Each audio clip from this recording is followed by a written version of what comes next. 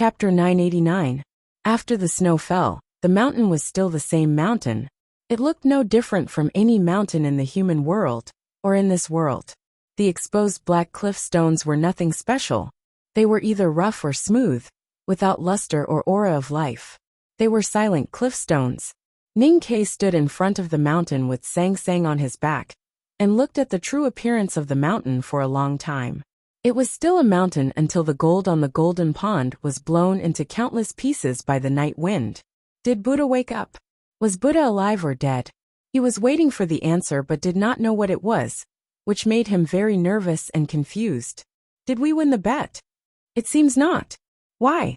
Ning-Ke was very disappointed and angry. He sat on the ground and kept kicking his legs like a wrong child or a wrong frog, kicking the snow in front of him everywhere.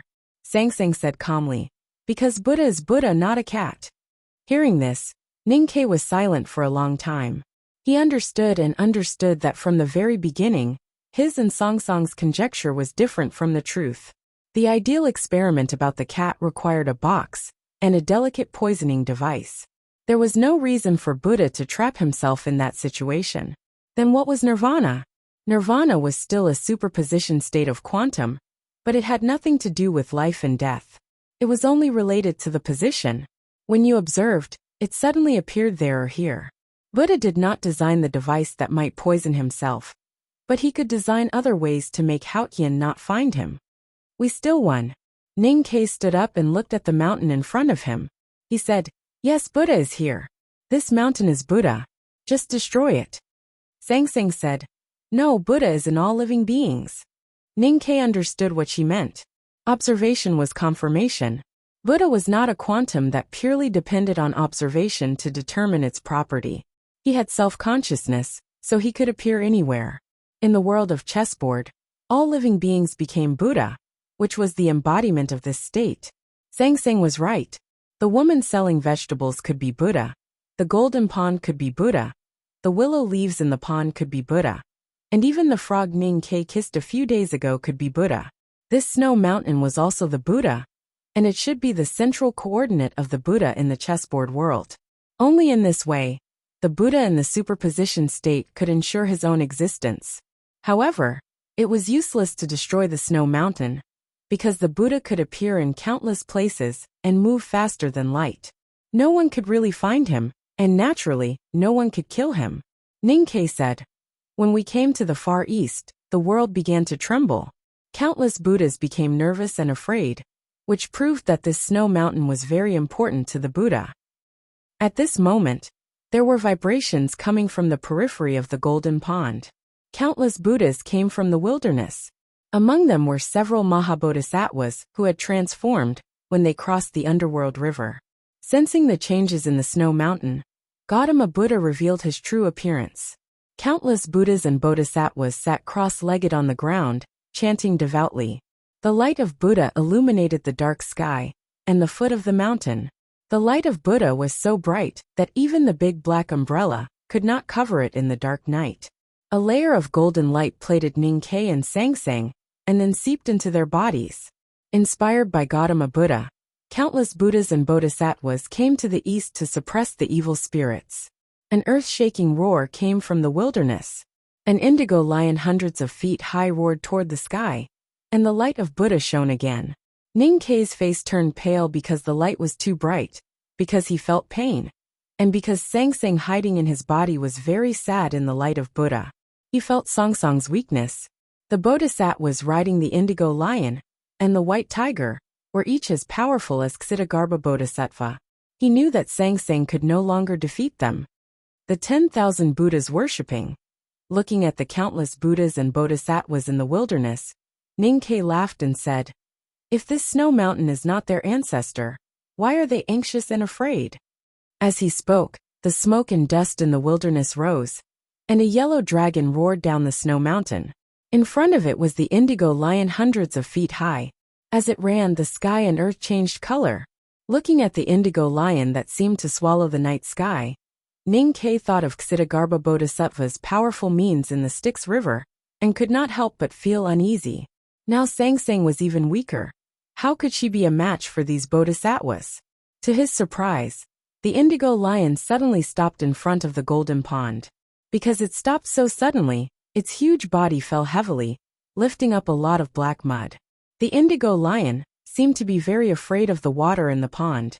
It stretched out its front paw to try to step on the narrow mud paths between the ponds. However, its body was so big that one paw was like a palace in the human world, and it was as heavy as a mountain. The mud paths were immediately crushed, and the pond water soaked its paw. With a painful and fearful howl, thousands of willow trees by the pond bent down again. The indigo lion retreated in fear, and the golden light of Buddha was constantly emitted from its paw, as if it was burning. The indigo lion retreated in fear, and the wilderness was quiet for a moment. Countless Buddhas and Bodhisattvas did not dare to try to walk into the golden pond. They could only sit cross-legged on the ground and kept chanting. Ninkei did not understand. When he and Sang Sang entered the golden pond, although the light of Buddha also made them a little uncomfortable, they were not as painful and frightened as the indigo lion. Why did these Buddhas and Bodhisattvas not dare to enter the golden ponds around the snow mountain? If it was the inhibition set by Buddha, how could it be aimed at his followers and heirs? Sang Sang said, "At least the Academy is right about one thing. The Buddhism sect is really disgusting." Buddha entered nirvana and entered the quantum superposition state. Because of these Buddhas and Bodhisattvas, Buddha in nirvana did not have a strong ability to protect himself, so he forbade the disciples of the Buddhism sect from approaching the snow mountain. The thousands of golden ponds around the snow mountain were the inhibitions set by Buddha. They were so vigilant against the most devout followers and heirs. Ninkei felt a little emotional. He thought that even if they could really avoid Hao Yan's eyes and live like this forever, what was the point? He had excellent eyesight and could see the handsome monk on the back of the indigo lion. He could not help but wonder if Buddha would become this monk if he was in the world. If Buddha is in the wilderness now, can't he remove his inhibition? I can't, because the Buddha who laid down the restriction wasn't the same Buddha as he is now. What's the benefit of setting up such a problem for himself? The benefit is that Buddha in the state of nirvana never needs to worry about being woken up by others. We are here, and we have woken him up. Buddha did not expect that we could come here. Even if we were here, it would not affect his state, because we are not bodhisattvas or Buddhas, and we cannot compete with him for the faith of the Buddhism sect. Ninkei looked at the young monk on the indigo lion and suddenly had an idea. Sang Sang directly rejected his idea and said, "Buddha is not fixed, so he naturally cannot have the real power. But even if he turns into a bodhisattva, how can you kill him?" Ninkei said, "I am not sad. Anyway, those Buddhas and bodhisattvas can't come in." Sang Sang said, "But I am gradually weakening. If this stalemate continues, I will die eventually." "I have said many times that I will not let you die." Ninkei looked at the Buddhas and Bodhisattvas in the wilderness and said with a smile, "The arrival of these people and what you have just said prove that my guess is right. Even if your guess is right and this snow mountain is the Buddha's original body, you can't change the current situation because you can't kill Buddha. Why do I have to kill Buddha?" Ninkei walked to the nearest pond, took out the iron cutlass, and cut off a few willows. Then he put down the cutlass, sat under the willow tree and began to weave. He wanted to weave something, but his movements were a little clumsy. Sang Sang asked, "What do you want to weave?" Ninkei said, "I want to weave a knife." Sang Sang thought for a moment and said, "Let me do it." Ninkei smiled and handed over the control of the body. In the house of Yenming Lake, Song Song's favorite thing to do was to pick weeping willows by the lake and weave small objects. Soon, a somewhat cute willow knife appeared in his hand. Sang Sang returned the body to him and asked, "Why do you weave a willow knife?" Ninkei smiled without answering and cut off a lotus flower. He used the lotus flower to collect some clear water from the pond, tilted the lotus branch slightly, and poured the water from the flower on the iron cutlass. The iron cutlass suddenly became extremely sharp, mixed with gold and full of Buddha's will. After doing these strange things, he carried Song Song's body on his back, holding the big black umbrella in one hand and the iron cutlass in the other, and walked to the snow mountain. Sang Sang said, "What are you going to do? If you don't answer me this time, I will kill you."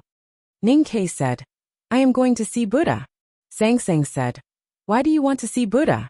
And you have already seen him. Ninkei said, I have told you long ago that seeing Buddha is to cultivate Buddhism. If you don't cultivate Buddhism, how can you get rid of the 3 poisons of greed, anger and delusion in your body? How can you tear open the black sky?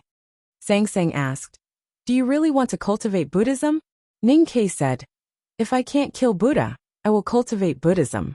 I will take his Buddha's nature and cultivate myself into Buddha. I will let all living beings believe in me. What can Buddha do to me? Sang was a little confused and asked, how are you going to cultivate yourself into Buddha? I have thought about it a long time ago. I have thought about it before I crossed the river. Ninkei came to a cliff platform and untied Song's body. He lifted the dark and heavy iron cutlass and heavily chopped the ground of the cliff platform. He said, I am going to cultivate this Buddha again. This is what you mean by cultivating Buddhism? Cultivating Buddhism, isn't it just to repair Buddha again? Is the Academy always thinking in such a weird way? Second brother's cultivation is also to repair, but his repair is to fight. I am a real cultivator. Ninkei chopped randomly on the cliff platform and began to cut the protruding stones on the edge. He said proudly, Buddha's toes are too wide. I have to make them more graceful. I have not slept for a day and a night. I just came home. I am very tired. Please vote for me to comfort me. To be continued. If you like this work, please come to Chidian. Come to vote for me. Your support is my greatest motivation. Chapter 990. The Buddhist scriptures once said that it was disrespectful to sculpt Buddha statues. But in fact, there were Buddha statues in countless ancient temples and murals on the walls. The stone Buddha statue on the top of the tile mountain behind the Lank temple soared into the sky. The body of Buddha turned into the Prajna peak after his death was also a kind of Buddha statue. There were also countless Buddha statues in the Nirvana world in the chessboard. On the contrary, Hautian Taoism, the real ruler of this world, had never erected a statue for Hautian. This situation vaguely revealed some problems.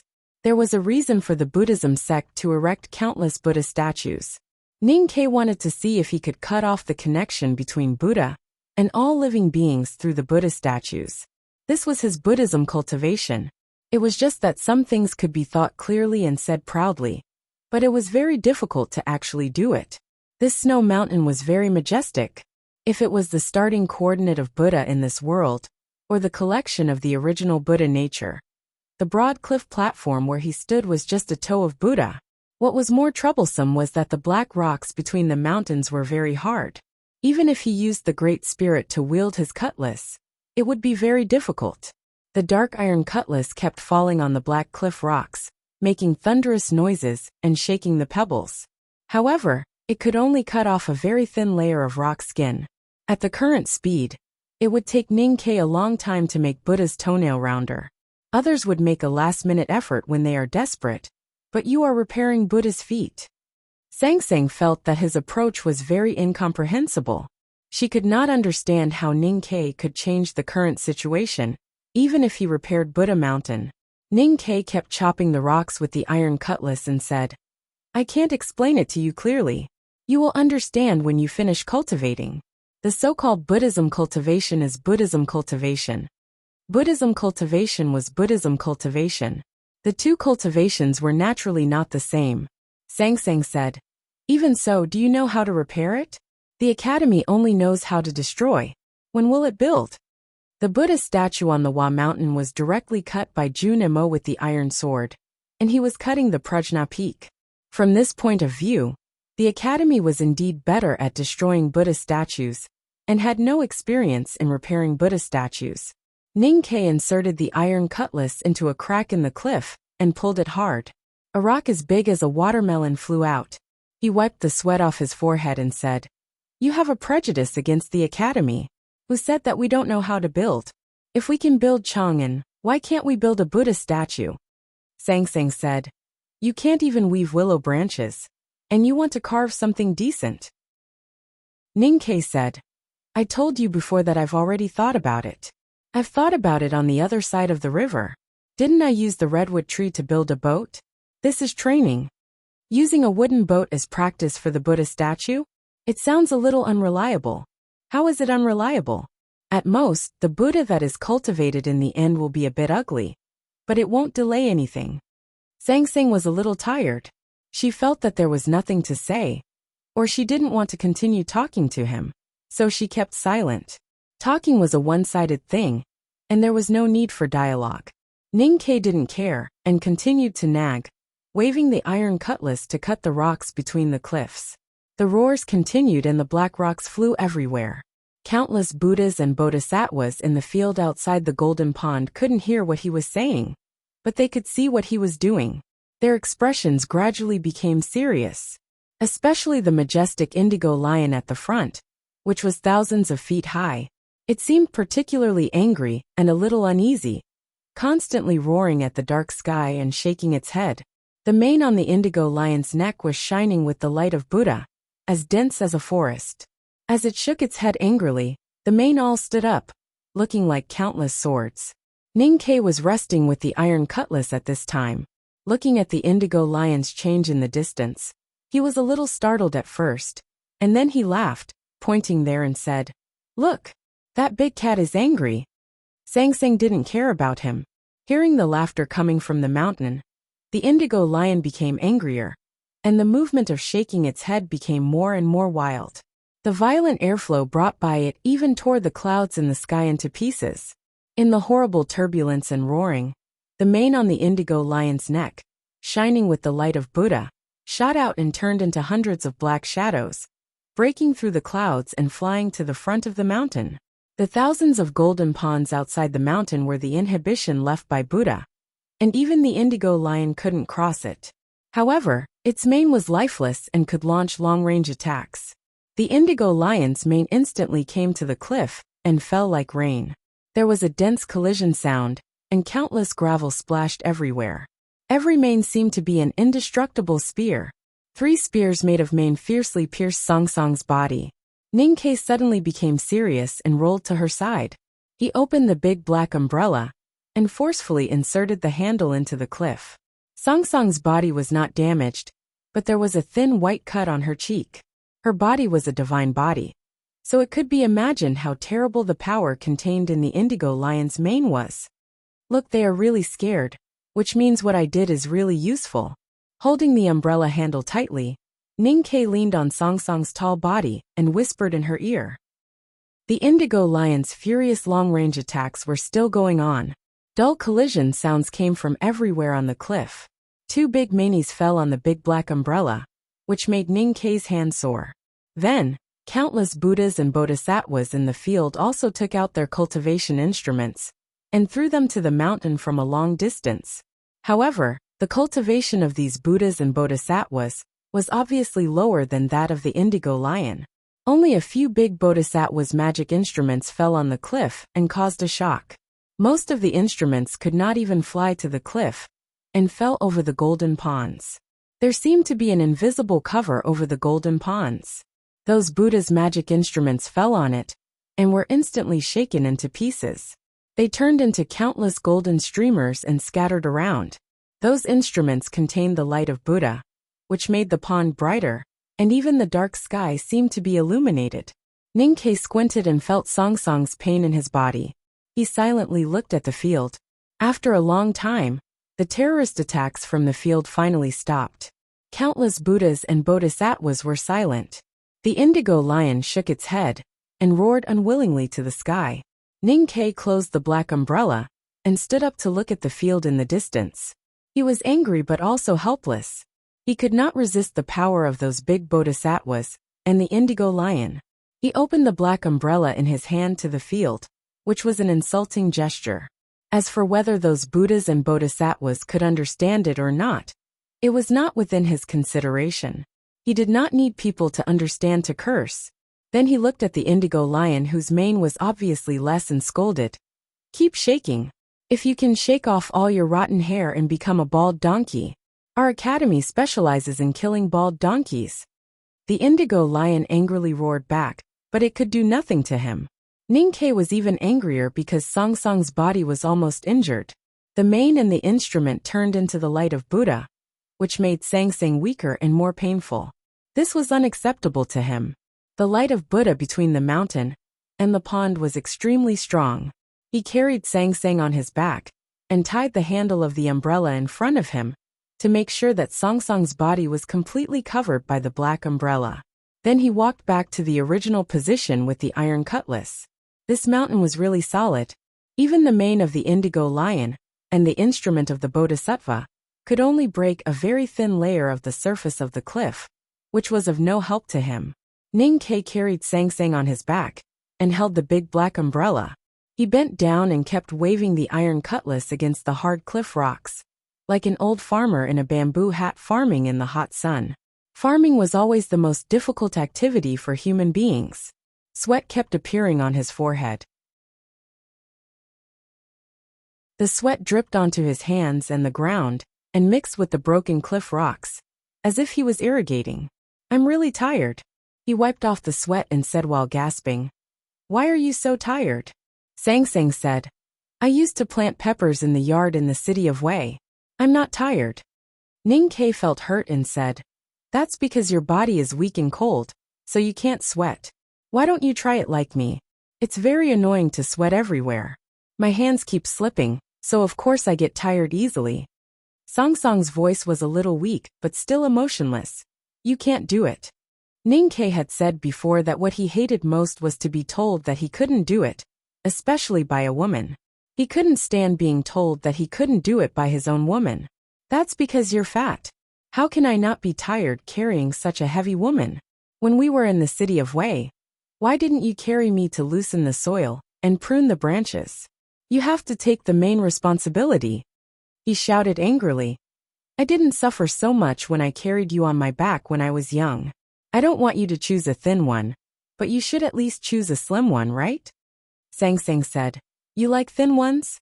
Ning Ke said, "Is this something I like? I'm just talking about the weight." Sang Sang said, "You still like thin ones." Ning Ke threw the iron cutlass to the ground and said, "I told you, this is not something I like." Sang Sang said, "The divine body I choose must be perfect. It's just that in front of the gate of the divine kingdom, your teacher injected a streak of red dust into it, so it became fat. If you want to blame someone, you should blame him." Ning Ke silently picked up the iron cutlass and continued to cut the mountain. Sang Sang said, "Go on." Ning Ke hesitated for a long time and finally said, "A student should not speak of his teacher's mistakes." Sang Sang asked, "You are a Buddhist. How can you get rid of my poison?" Ning Ke said, "You and I are husband and wife. When I become a Buddha, you will naturally become a Buddha. Not to mention the poison, these Buddhas and Bodhisattvas will be our little brothers. How fun it will be." Sang Sang asked, "How did you come up with this idea?" Ning Ke said, "Why do you have so many questions? Just listen to your man. Who am I? I'm the hero of this story, and you're the heroine. When in danger, the hero must stand in front of the heroine and solve her problems. In the end, the two can live a happy life." "A happy life? I'm a little tired. I'll sleep for a while," Sang Sang said. Ning Ke felt that her voice was a little sweet, as if she had drunk sugar water. Then he also felt that his throat, which was burning because of thirst, suddenly became sweet. He was very happy. Sang Sang began to sleep, and she slept for 3 years. When she woke up, Buddha's right foot had been repaired and turned into a very delicate little foot.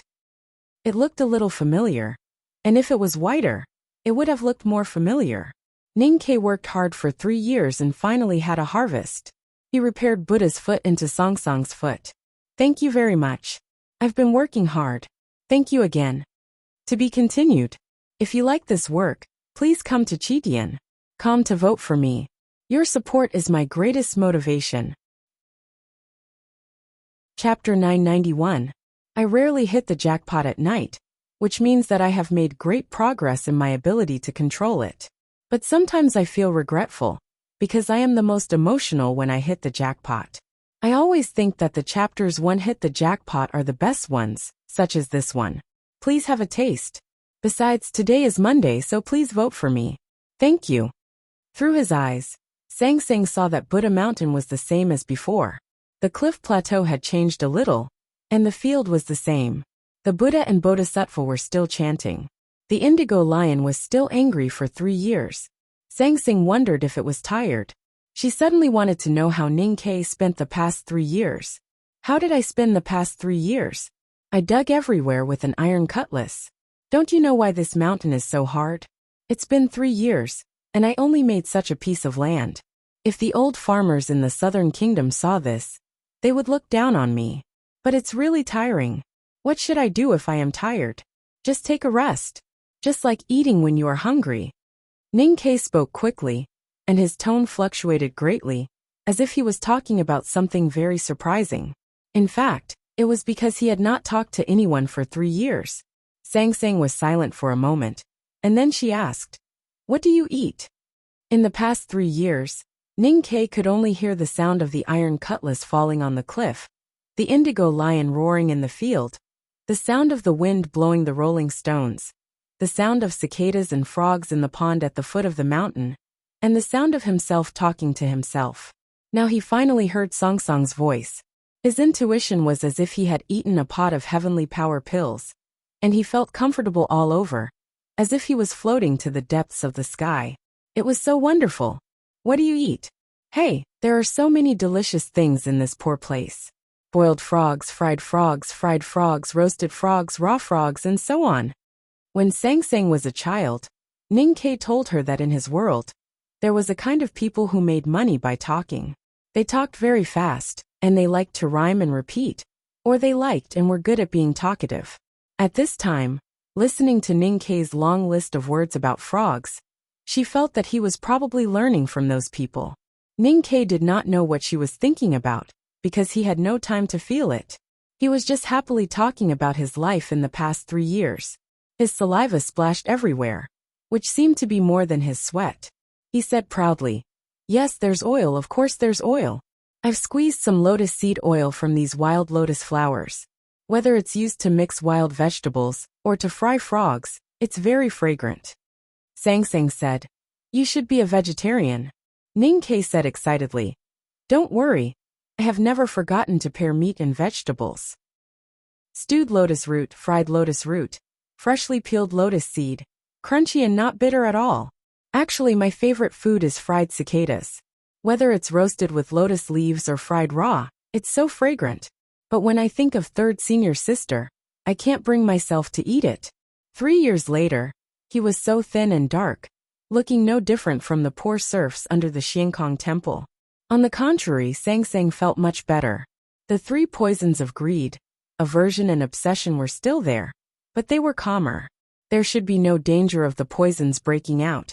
And she was not as weak as before she fell asleep. Sangsang could see him, and could imagine how hard he had been living in the past 3 years. At this time, listening to his cheerful narration, she felt more and more sorry for him. That kind of emotion was so strong that she felt a little sad. If she could shed tears, she would shed them. Ning Ke felt the sadness in his heart. After a moment of silence, he said with a smile, "Don't worry. You know I'm good at living in the wild. Didn't I do this often when I was a child?" Sangsang did not speak. She thought that no matter how lonely he was in the Min Mountain when he was a child, at least he had her by his side. Now he still carried her on his back, but she was not with him in the past 3 years. Ning Ke was still murmuring. She listened quietly and gradually narrowed her eyes. That was a smile. Then she felt a little warm and gentle. And then she frowned in his heart. Sangsang was silent for a long time. Then she said, "I'm a little tired. I want to sleep a little longer." Ning Ke did not expect this. After a moment of surprise, he said with a smile, "Okay." Sangsang began to sleep again.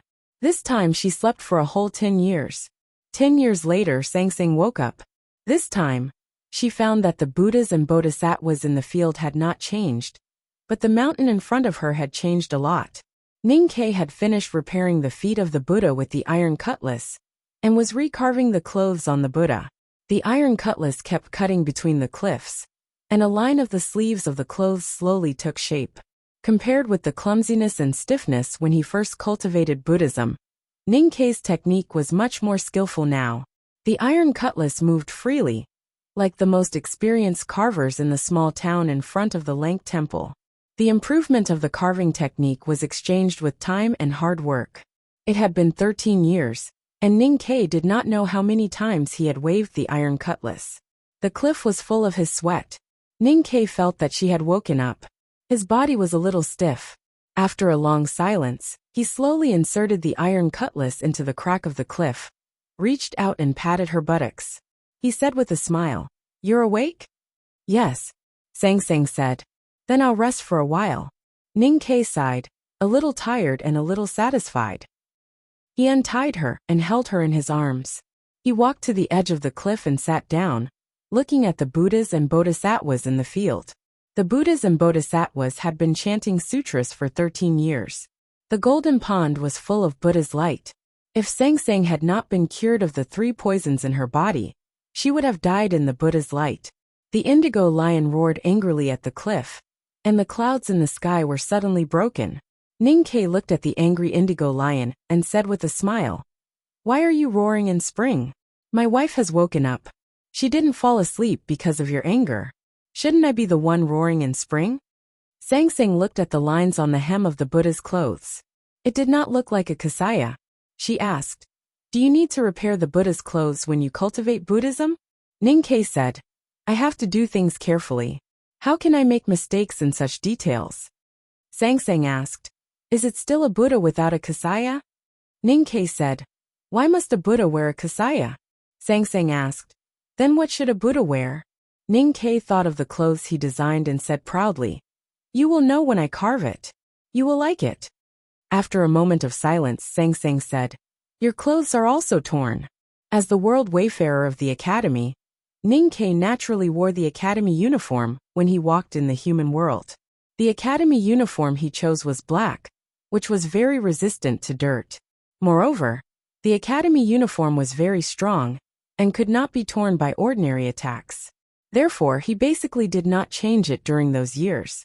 He only casually washed it when it was too dirty, when he was imprisoned by Sang Sang in the West Hill Divine Palace, and then cut into pieces.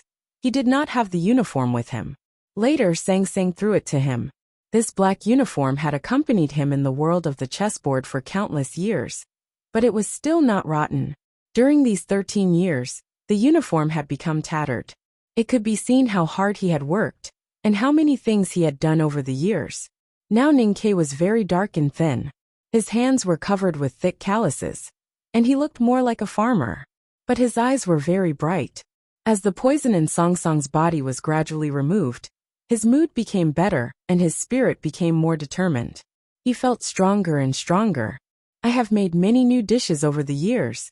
Feeling that Song Song's condition had indeed improved a lot, Ning Ke was very happy. He held her body and pointed to the pond at the foot of the mountain. He said happily, "I always thought there were no fish in the pond. Later, I found that there were indeed fish in the depths of the lotus field. I made a pot of fish soup. It was so fresh. I have nothing to say." He smacked his lips and recalled the delicious fish soup. Then he became depressed and said, "It's a pity that there are too few fish. It's not easy to catch them, and I don't have much time." Sang Sang was silent for a long time and said, "I am a little tired. Let me sleep a little longer." After saying this, she began to sleep again. No one knew how many years it would take for her to wake up again. Ning Ke looked at her face in his arms with a dull expression. After a long time, he squeezed out a smile with difficulty and said, "Sleep well.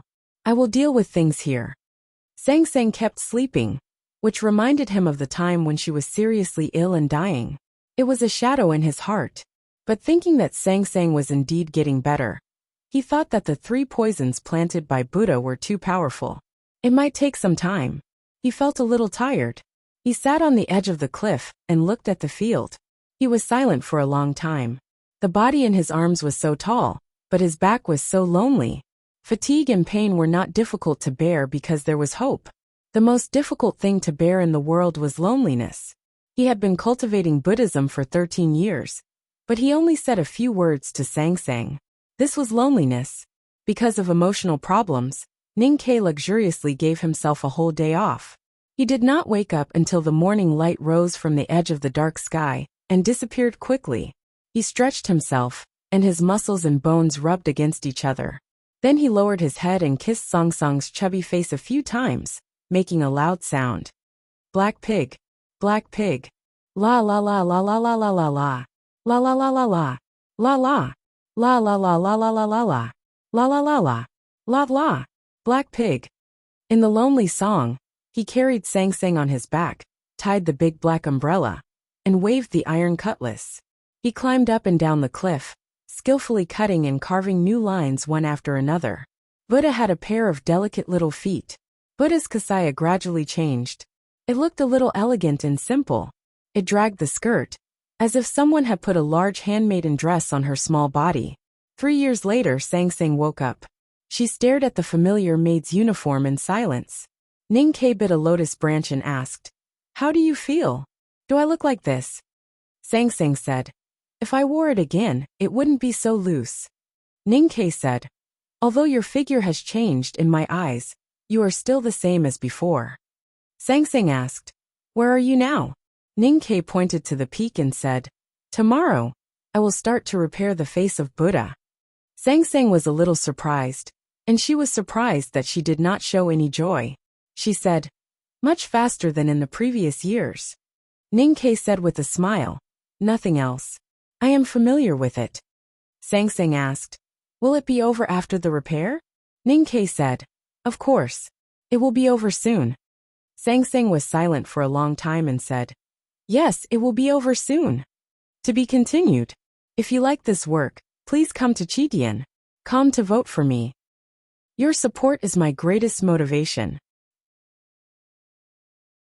Chapter 992. Aren't you curious about why I can cultivate so fast? You said that you're good at it. Can't you tell I'm being polite? I haven't heard you speak for many years. Ning Ke was silent for a while and said, "I haven't heard you speak for many years either." Sang Sang was also silent for a while and said, "Then why?" "Because my guess is right. After cultivating for 16 years, your poison is getting stronger and stronger. Although you haven't woken up yet, it makes me stronger and stronger. Naturally, I'm faster and faster." Ning Ke said happily. "Of course, the most important reason is that my carving technique is really good now. If you give me a piece of rotten wood, I can carve at least a few hundred taels of silver in the human world. Now I'm not only a talisman Taoism master, but also a carving master. No, I'm a grandmaster." Sang Sang gently nodded and looked very calm. Ning Ke was a little surprised and said, "I said it's a lot of silver. Why don't you have any reaction?" Sang Sang nodded and said after a while, "I'm a little tired. I want to sleep a little more." Every time she woke up, she would fall asleep again, after saying a few words. Ning Ke was not as disappointed as before. He thought that although the poison in her heart was gradually gone, Sang Sang was still weak, and should sleep a little more. Sleep was the best way to restore spirit. Sang Sang had slept for 16 years, and he hadn't slept for the past 16 years. He was sleepy and exhausted to an unimaginable degree. He took out the dried frog meat from his arms, tore off a few pieces, and stuffed them into his mouth, and began chewing. The frog meat was long and tender. As long as it was cooked properly, it would be very delicious. For example, it could be cooked in a spicy pot, boiled with green peppers or grilled. But no matter how delicious it was, it would become wood residue in the mouth of the diner after eating it for many years. No matter how greedy a person was, he would want to vomit after eating frog meat for 16 years. Ning Ke didn't vomit. There was no expression on his face. He chewed mechanically and looked very dull until he chewed all the dried frog meat in his mouth and swallowed it. His miserable childhood experience made him realize clearly that the most difficult enemy for humans to deal with was definitely not bad food, but the lack of food, because starvation was more terrifying than death. Since the end of the last decade, he rarely thought about food. Time was too long and loneliness was too unbearable. He spent all his time and energy on cultivating Buddhism. He wanted to leave this place as soon as possible, so he caught a lot of frog meat in the golden pond and hung them on the cliff to dry under the sun. These frog meat became his main source of food. He didn't need to spend time to process them. When he was hungry, he would take some out and eat it. The dried frog meat had no taste at all. No matter how hard he chewed, he couldn't taste any fragrance. It was hard to swallow. He sat on the edge of the cliff and looked at the Buddhas and Bodhisattvas in the wilderness, using their pain as seasoning. The Buddhas and Bodhisattvas in the wilderness became angrier and angrier. As he made the Buddha's figure more and more unpresentable, and carved a maid's dress for the Buddha, their anger reached its peak. The chanting echoing between heaven and earth became more and more majestic, and the Buddha's light falling on his body became more and more terrifying. The real horror was the indigo lion, which was hundreds of feet high. The front hooves of the indigo lion were covered with blood and mud. It lowered its head and slowly licked its injured front hooves. It didn't roar as it did in the past years, but its silence was filled with great dominance and danger. A few days ago, the indigo lion finally stepped into the golden pond. Although it didn't rush to the foot of the mountain, and only broke a few ponds, it was shaken back to the wilderness by the Buddha's inhibition. But there was progress after all. The indigo lion didn't become stronger. It was just that the Buddha's statue was gradually deformed under Ninkei's iron cutlass. The Buddha's Dharma power here was gradually weakened, and so was the inhibition. The thousands of feet high indigo lion stopped healing and raised its head. Its head broke through the clouds, and the scene was very shocking. It looked at Ninkei on the Buddha's statue with a solemn and cold expression, full of determination to kill. Ninkei was very tired and sleepy. Sangsang fell asleep again, which made him very sad. Besides, he felt that frog meat was really bad, so he was in a bad mood. He wanted to rest for a while, and do something else to relieve the boring and lonely life of cultivating Buddhism. Just at this moment, he saw the indigo lion raise its head and provoke in the wilderness, which made him angry. He untied the iron bow and pulled the hard bowstring to the fullest degree. Then he released his fingers without any warning. A round aura turbulence burst out from the bowstring, and the dark iron arrow disappeared without a trace. The next moment, the handsome monk sitting cross-legged on the back of the indigo lion suddenly burst out a big stream of blood from his chest. Then he fell to the ground hundreds of feet away, and hit the wilderness with a muffled sound. The handsome monk died, but the Buddha didn't. Maybe the handsome monk was the Buddha in the past 16 years, but when the iron arrow hit him, he was not the Buddha anymore. His and Songsong's judgment was right. The Buddha's position in this world was unpredictable. Even light couldn't catch up with him, let alone the primordial 13 arrows. The indigo lion was shocked by the handsome monk's death, and then it became extremely angry. It roared furiously at Ninkei, who was on the cliff. The clouds in front of the lion's head were instantly shaken into countless tiny wisps of clouds, and countless golden lotuses in the golden pond fell down one after another. It was unimaginably powerful. Ninkei also roared at the indigo lion. His roar was like thunder exploding in the field. There were no words, but it was filled with an extremely domineering aura, extremely wild and unrestrained. As he cultivated Buddhism for a long time, the inhibition left by the Buddha gradually weakened. The Buddhas and Bodhisattvas in the wilderness could break through the golden pond at any time. That was why the indigo lion was so confident and cold. But also as he cultivated Buddhism for a long time, the three poisons of greed, anger and obsession in Sangsang gradually dissipated. Haotian slowly recovered in his sleep, and Ninkei naturally became more powerful. In the end, it came back to time or cause and effect. Cause and effect were sequential, and so was time. The sequence could determine the shape of the universe and the outcome of this war. Ninkei was very confident. He knew that the final winner would be himself and Sangsang, killing a Mahabodhisattva with one arrow, and roaring at the indigo lion like a real beast. Meng Qi felt great. The boring life of cultivating Buddhism became vivid because of this little episode. The loneliness and rejection that had accumulated in his heart for many years disappeared instantly. He climbed to the bottom of the cliff and continued his cultivation. 2 years later, Ninkei repaired the hands of the Buddha. The Buddha was not holding a purified bottle or a stick, but an umbrella made of black cliff. So it was naturally a black umbrella.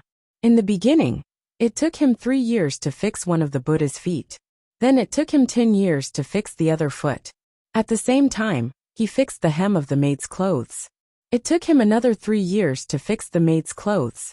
Compared to that, His current speed was indeed much faster.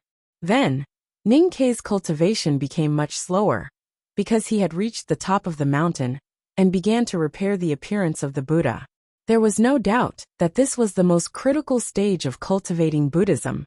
The iron cutlass fell very slowly on the plump face and the round earlobes of the Buddha. It was as if the cutlass was picking up a mountain. Because of the cautiousness, it felt extremely solemn.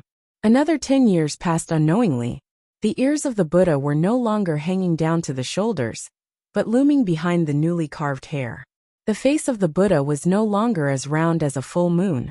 It became much thinner and smaller, and looked very ordinary. The iron cutlass finally fell on the lips of the Buddha. The Buddha opened his lips silently. Suddenly, countless words of Buddha rang between heaven and earth. The light of Buddha shone brightly on the field.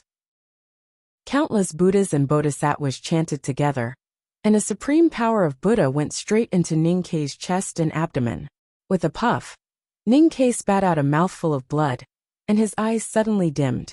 At the same time, he felt that Sang Sang in his heart was frowning slightly and in pain, as if she was about to wake up. He knew he was wrong. Without hesitation, he chopped hundreds of times and directly cut off the mouth of the Buddha. The tightly closed thin lips were cut off, and then the sound of Buddha and the power of Buddha disappeared quietly. The cultivation of Buddhism was finished. Now the Buddha was dark, thin, small, and dressed in a loose maid's dress. Sang Sang woke up, looked at the Buddha and said, "You still like her more?" The she in this sentence was not Emo Shanshan. Although Emo Shanshan had a pair of extremely thin lips and liked to close them tightly, Sang Sang said that the she he liked more was Black Sang Sang. Ninkei smiled and said, "I have seen you like this for 20 years in the human world, so of course I like you more. In the future, when I see you in the human world for a long time, I will naturally like you more." He looked at Song Song's face carved by the black cliff stone and laughed happily. Sang Sang said, "She doesn't have a mouth." Ninkei said, "Anyway, you don't like to talk." Sang Sang said, "How can I teach the world if I don't talk? How can I seize the hearts of the masses and become a Buddha?" Ninkei said, "I can speak for you. You know, I can be a chatterbox when I need to." His cultivation of Buddhism was finished, but he had not become a Buddha yet. There were only a few remnants of the inhibition left by Buddha. The Buddhas and Bodhisattvas in the field had entered the periphery of the Golden Pond in the past 10 years, and the indigo lion was not far from the foot of the mountain. The indigo lion's body was covered with wounds, and its 4 hooves stirred up the mud at the bottom of the pond, as if it was dyed with ink. It slowly and firmly moved toward Buddha Mountain, and each step was as heavy as 1,000 pounds. 10 years was enough for Ninkei to repair his Buddha face, and for many things to happen. Countless Buddhas and Bodhisattvas came from the field, and the footprints they left turned into a river, leading to the distant west. A clear river came from the west, and there were countless gloomy auras and countless ghosts and skeletons in it. The river from the west was the Styx River, which was summoned by countless Buddhas and Bodhisattvas with great perseverance and supreme dharma. It kept diluting the light of Buddha in the golden pond. Ninkei waved his cutlass, and the vermilion bird roared fiercely. Haotian's divine flame gushed out from the blade, walked around the foot of the mountain, and cut out a bottomless ditch. After the avalanche, countless snow accumulated under the cliff for decades, and suddenly melted when it met the fire. It flowed into the ditch, and became a new clear river. The Styx River and the new river met at the foot of the mountain, but they did not merge. They looked at each other coldly, and maintained their own auras. No one could move forward. Ninkei sat cross-legged on the top of the Buddha mountain, closed his eyes, and began to meditate. He finished cultivating the Buddha in the mountain, and began to cultivate the Buddha in his heart. He wanted to become a Buddha, the only true Buddha in the world. My wife will be here tomorrow. I hope she can relax. To be continued. If you like this work, please come to Chidian.com to vote for me. Your support is my greatest motivation. Chapter 993. The mountain was between heaven and earth, and the peak was very close to the sky. Ninkei sat on the top of the Buddha with his legs crossed and eyes closed. as if he could pierce through the dark sky, as long as he stretched out his hand. Suddenly, a bright spot appeared in the dark sky above him. It was dim at first, and then suddenly became extremely bright. Then it turned into thousands of rays of light, and scattered in all directions along the solitude of the sky. There were many pictures flashing in the light. There were devotees kowtowing, charming and dignified heavenly ladies, and strange golden flowers and jade trees. Those were all his Buddhist lands. The Buddhas and Bodhisattvas in the field looked up to the sky. With this action, there was a very faint aura overflowing from their bodies and blending into the light. The aura was awareness. It came to the sky with the light, and then sprinkled on the peak and entered Ninkei's body. The Buddhas and Bodhisattvas in the field were extremely shocked. Ninkei could take away these awareness, which meant that he could accept the faith of the world, which meant that he was becoming a Buddha, and would become one soon. In their eyes, this man was certainly a fake Buddha, and this kind of behavior was naturally blasphemy. Extreme anger broke out in the field, and the Buddhas began to resist solemnly. Some Buddhas cut their faces with golden knives, and some Buddhas tore their ears. Blood was flowing, and the Buddha's light and power were flourishing. The indigo lion, who had already gone deep into the golden pond, let out a low roar, and took a step forward with endless Buddha's power. The earth shook and cracked, and a very deep crack appeared. With the crack as a line, the ground in the west of the field slowly rose, and then slid forward, covering the ground in the east inch by inch, like a big ship rushing out of the dark bottom of the sea. The big ship did not have a stern, and the back was connected to the ground. So the whole west of the field was the hull of the ship. As the bow of the ship moved forward, the field and people standing in the field were also brought into the ship. For decades, countless living beings in the nirvana world had come here from all directions. The number of Buddhas and Bodhisattvas in the field was innumerable, and there were at least millions of them. Millions of Buddhas and Bodhisattvas were now on the big ship. The sound of sutra was heard, and the celestial devices broke into the purest Buddha's breath. The hull emitted endless Buddha's light. It was the ship of earth. How magical this scene was. The ship slowly rose and emerged from the dark and gloomy sea, slowly but unstoppably moving toward Mount Buddha. The Buddha's prohibition spell between the golden ponds had long been weakened. At this time, it was crushed by the bow of the ship, like ice and snow under the scorching sun. Countless green lotuses and willows were crushed into splinters in the mud, and then covered by the shadow of the ship, no longer visible. As for the croaking of the frogs and the chirping of the cicadas, no one knew where they went. The big ship moved forward slowly, and came to the big river at the foot of the mountain. The river bank collapsed, and the waves soared into the sky. Half of the river was the Netherworld River, and there were countless resentful spirits and skeletons in it. These resentful spirits and skeletons did not resist the Buddha light emitted by the ship. They were obediently and voluntarily purified into wisps of aura. The resentful souls and skeletons transformed into countless streams of pure aura, once again attaching themselves to the hull of the ship, making the Buddha's aura of the ship even stronger. The ship continued to move forward, breaking through the surface of the river formed by snow and water, and was about to touch the cliff. Countless Buddhas and Bodhisattvas stood on the deck, putting their palms together, and looking at Ninkei solemnly. The indigo lion stood at the bow of the ship and looked at the cliff anxiously, as if it wanted to jump over.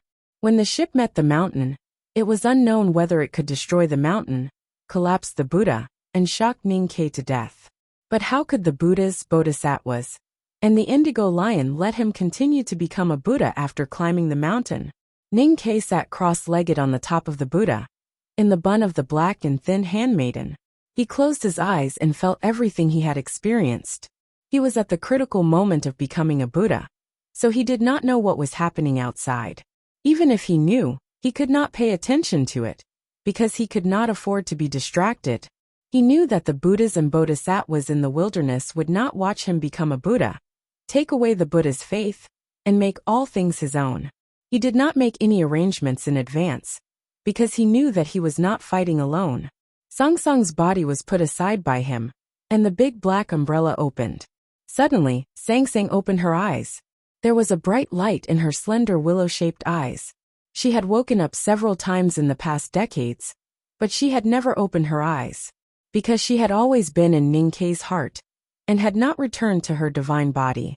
With Ninkei's successful cultivation of Buddhism, the 3 poisons of greed, anger, and obsession in her body were about to be eliminated. She could finally return to her divine body, and she could finally open her eyes to see the world. Sang Sang stood up, holding the big black umbrella, and looked at the big ship at the foot of the mountain, slightly squinting her eyes. Is this the savior of mercy? She waved her sleeves, and the flowers on her indigo dress bloomed again. A terrible hurricane rushed from the peak to the foot of the mountain, and then roared toward the giant ship on the river.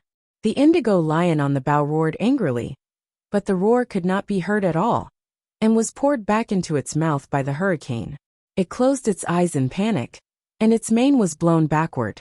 There were no sails on the big ship, and the robes of countless Buddhas and Bodhisattvas standing on the deck were blown by the hurricane, like thousands of new sails. The forward momentum of the big ship suddenly slowed down. This was the boat of the earth, cut from the earth, and had infinite weight. Sang Sang waved her sleeves, and the wind rose, and the wind slowed down the boat. So she had recovered infinite power. However, even she could not completely stop the big ship. The big ship did slow down a lot, but it still kept moving forward, hitting the cliff. The business of the masses is really interesting. Her indigo dress waved slightly, and her figure disappeared from the peak. The next moment, she came to the big ship. The indigo lion roared angrily, and its mane was like a sword, ready to bite. Sang Sang glanced at it. The indigo lion suddenly restrained its momentum, showing a timid expression, and turned its head, trembling. Sang Sang walked among the Buddhas and Bodhisattvas. She looked at the faces of those Buddhas and Bodhisattvas. Both the Buddhas and the powerful Bodhisattvas did not dare to look at her eyes, and turned their faces away. She was looking for the Buddha among all living beings. All living beings did not dare to look at her, and the Buddha was avoiding her. The big ship was the earth, carrying countless Buddhas and Bodhisattvas. But she was Haotian. If she was given enough time, no one knew whether she could find the Buddha or not. The Buddhas made their own response. They lowered their heads, put their palms together, and walked to the bow of the ship. The Buddhas crowded the Buddhas, and the Bodhisattvas crowded the Bodhisattvas. The big ship became extremely crowded, and Sang Sang seemed to be squeezed out of the big ship. Sang Sang frowned slightly, stretched out her finger, and pointed between the eyebrows of a Buddha in front of her. The body of the Buddha became brighter and brighter, and finally turned into a pure white light body, dispersing and dying. As soon as there was an empty space on the crowded board, a Buddha stepped forward and filled the vacancy. No matter how many Buddhas she killed, there would always be successors. Then those Buddhas began to commit suicide. The Buddha who cut his face with a knife put the knife across his neck, pulled it hard, and cut off his head. A pure golden light of Buddha rose to the sky, and then scattered on the board of the ship. The Buddha who stabbed his abdomen with the knife moved the blade upwards, and stabbed his own heart forcefully. A ray of pure golden Buddha light gushed out from his body and splashed everywhere. Countless Buddhas died one after another, and the light of Buddha on the big ship was unimaginably thick. Sang Sang frowned slightly, and her face became paler and paler, feeling a little uncomfortable. The 3 poisons of greed, aversion, and obsession were almost eliminated, but they were not completely eliminated after all. Encountering the method of sacrificing the living Buddhas, the remaining poison in her body broke out again, and the last remaining poison was greed. She looked back to the peak. Ninkei sat there with his legs crossed, eyes closed, meditating, and did not know what was going on. Sang Sang just turned back, and then she came to the peak and stood in front of him. In fact, the last bit of greed will be gone if I kill you. She was silent for a long time, and then reached out her index finger to point between his eyebrows. Ninkei's eyebrows suddenly became extremely bright, as if transparent. A green seed could be vaguely seen between the transparent eyebrows, which was the linden seed.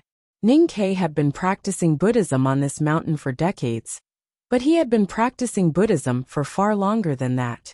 Before entering the chessboard, or 1,000 years ago, Ning-Ke once faced the wall for a day in the cliff yard of Xiankong Temple. He did not wake up until the pear blossom fell on his shoulder.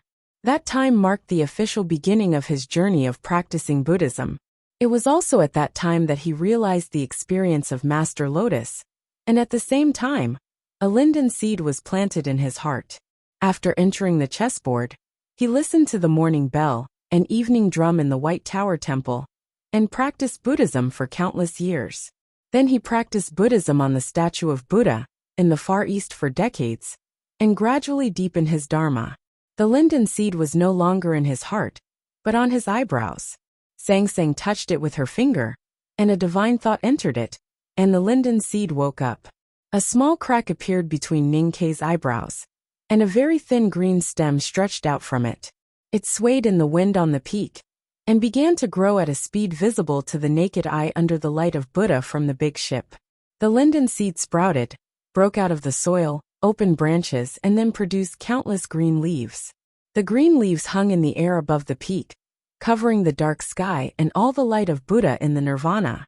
This linden tree grew extremely fast, and it gave people a very arrogant feeling. This linden tree grew between Ning-Ke's eyebrows, and it gave people a very strange feeling. Under the linden tree, Ning-Ke closed his eyes and smiled. No one knew what beautiful scenery he was seeing in his dream. Sang Sang walked to him, and sat in the shade of the linden tree. The light of Buddha could no longer shine on her, and her pale face gradually returned to normal. She closed her eyes and fell asleep again. Her sleep was entering Ning-Ke's body. Ning-Ke woke up. He looked at the giant ship that was getting closer and closer to the cliff, and looked at the Buddhas and Bodhisattvas on the ship, and said, "The body is the linden tree, and the heart is like a mirror." He wanted to preach Dharma to all living beings, but they were unwilling to listen. They wanted to argue against him, and expose his fake Buddha face. Therefore, the Buddha's voice sounded between heaven and earth, and on the big ship. The linden tree is not a tree, and the mirror is not a mirror. It is. I'm not here to reason with you. I'm not the eldest brother. If you are willing to listen to me, it's fine. If not, the Buddhists have their own ways to beat you. The reason I want to tell you is very simple. You must listen to me, or you will be beaten and chopped by knives. Ning-Ke looked at the Buddhas and said, "I am the only true Buddha. You must believe me." The Buddhas were all angry. Ning-Ke said calmly, "You must understand. If you can't, then go to hell." As soon as he finished speaking, a Buddha turned into ashes. The next moment, the Buddha came to the peak and sat cross-legged on a leaf that looked like a futon. The green leaves were the leaves of the linden tree. The linden tree grew between his eyebrows. The Buddha put his palms together and bowed to Ning-Ke devoutly. "Thank you, everyone. If it weren't for your encouragement and spur, I don't know how many times I would have stopped writing these days. Spiritual power does exist. Thank you again." To be continued. If you like this work, please come to Chidian.com to vote for me. Your support is my biggest motivation. Chapter 994. The peak was a Buddha, and he spent decades cultivating it into Sang Sang. There was no Buddha on the surface of the cliff, but there were still some in the depths. Ning-Ke turned himself into a Bodhi tree to receive the Buddha and Bodhisattva's letters. The Buddha could no longer keep silent. A sense of Buddha came from the deepest part of the cliff and entered his heart. "I have become a Buddha," Ning-Ke said to the sense of Buddha. His expression was very relaxed, as if he was talking to an old acquaintance, talking about the most ordinary things. The Buddha said, "I am among all living beings. You can't find me or kill me, so you can't become a Buddha." The Buddha here referred to the only true Buddha in heaven and earth. Ning-Ke knew it was true. Just as he couldn't kill Haotian in the world of Haotian, he couldn't kill the Buddha in the world of Buddha, let alone find him. "Why are you so serious? I never thought that the inheritance of the Buddha position was the same as the inheritance of the throne in the secular world, which must go through bloody slaughter and torment." Ning-Ke said with a smile, "You are a Buddha, but it doesn't stop me from becoming one. I don't want to rule your world. I am not Haotian, and I have no interest in killing you. I just want to leave." "How can you leave?" "I can become a Buddha by taking away the business of all living beings." How can I take away the business of all living beings? I know. Look. Ning-Ke looked at the giant boat on the river, stretched out his right index finger, and wrote a word on the boat. Sang-Sang was in his heart, and a divine psyche followed his finger and fell on the giant boat. The Bodhi tree on the peak began to sway, and the green Bodhi leaves fluttered in the wind, becoming rounder and wider. Ning-Ke and Sang-Sang cultivated Buddhism, and the method they used was the oneness of heaven and man, which was mysterious and indescribable. Ning-Ke's Buddha's wish and Sang-Sang's heart of heaven merged together, and it was an irresistible psyche. The psyche fell on a Buddha on the giant boat. The psyche told the Buddha, "You have to believe me." The Buddha naturally resisted such a blasphemous request. He put his palms together, closed his eyes and chanted. However, he couldn't hold on for long, and broke into countless light spots, disappearing on the boat. The next moment, the Buddha came to the Bodhi tree on the peak, and sat on the Bodhi leaf that looked like a futon, swaying up and down with the wind. His eyebrows revealed a sense of enlightenment, and he bowed to Ning-Quebec. At this time, 2 Buddhas were brought to the peak by Ning-Ke with the Buddha's wish, and became his followers. They closed their eyes and began to chant devoutly, praising Ning-Quebec. Ning-Ke only felt a very faint but real power entering his body from the Bodhi tree. It made him calm and happy, but also felt heavy on his shoulders. He knew that this was probably the power of faith.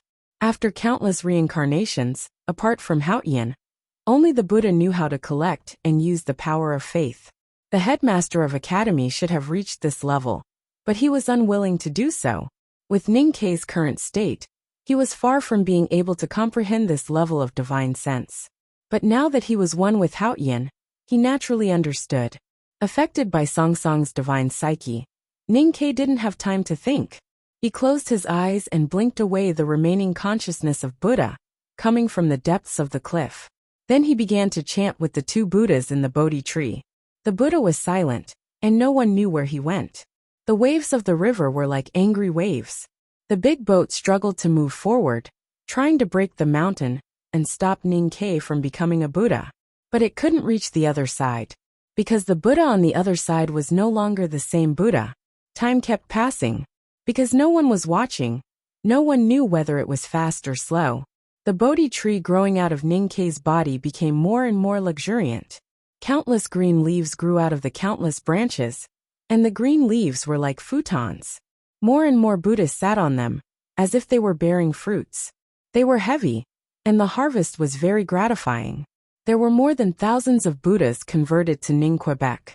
One more Buddha on the Bodhi tree meant one less Buddha on the boat. But there were too many Buddhas and Bodhisattvas on the boat, and no change could be seen for the time being.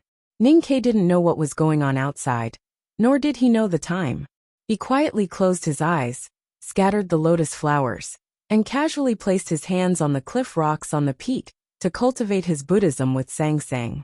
1,000 years had passed in the world inside the Buddha's chessboard, and 3 years had passed in the real human world.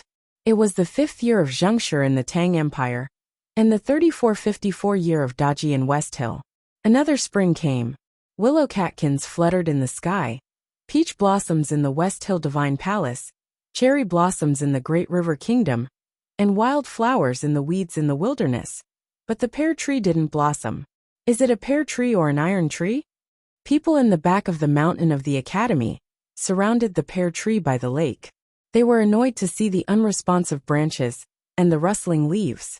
In the past 3 years, they had tried everything they could to open the Buddha's chessboard, and it seemed that they could only wait for the pear tree to blossom and bear fruit before they could enter the chessboard.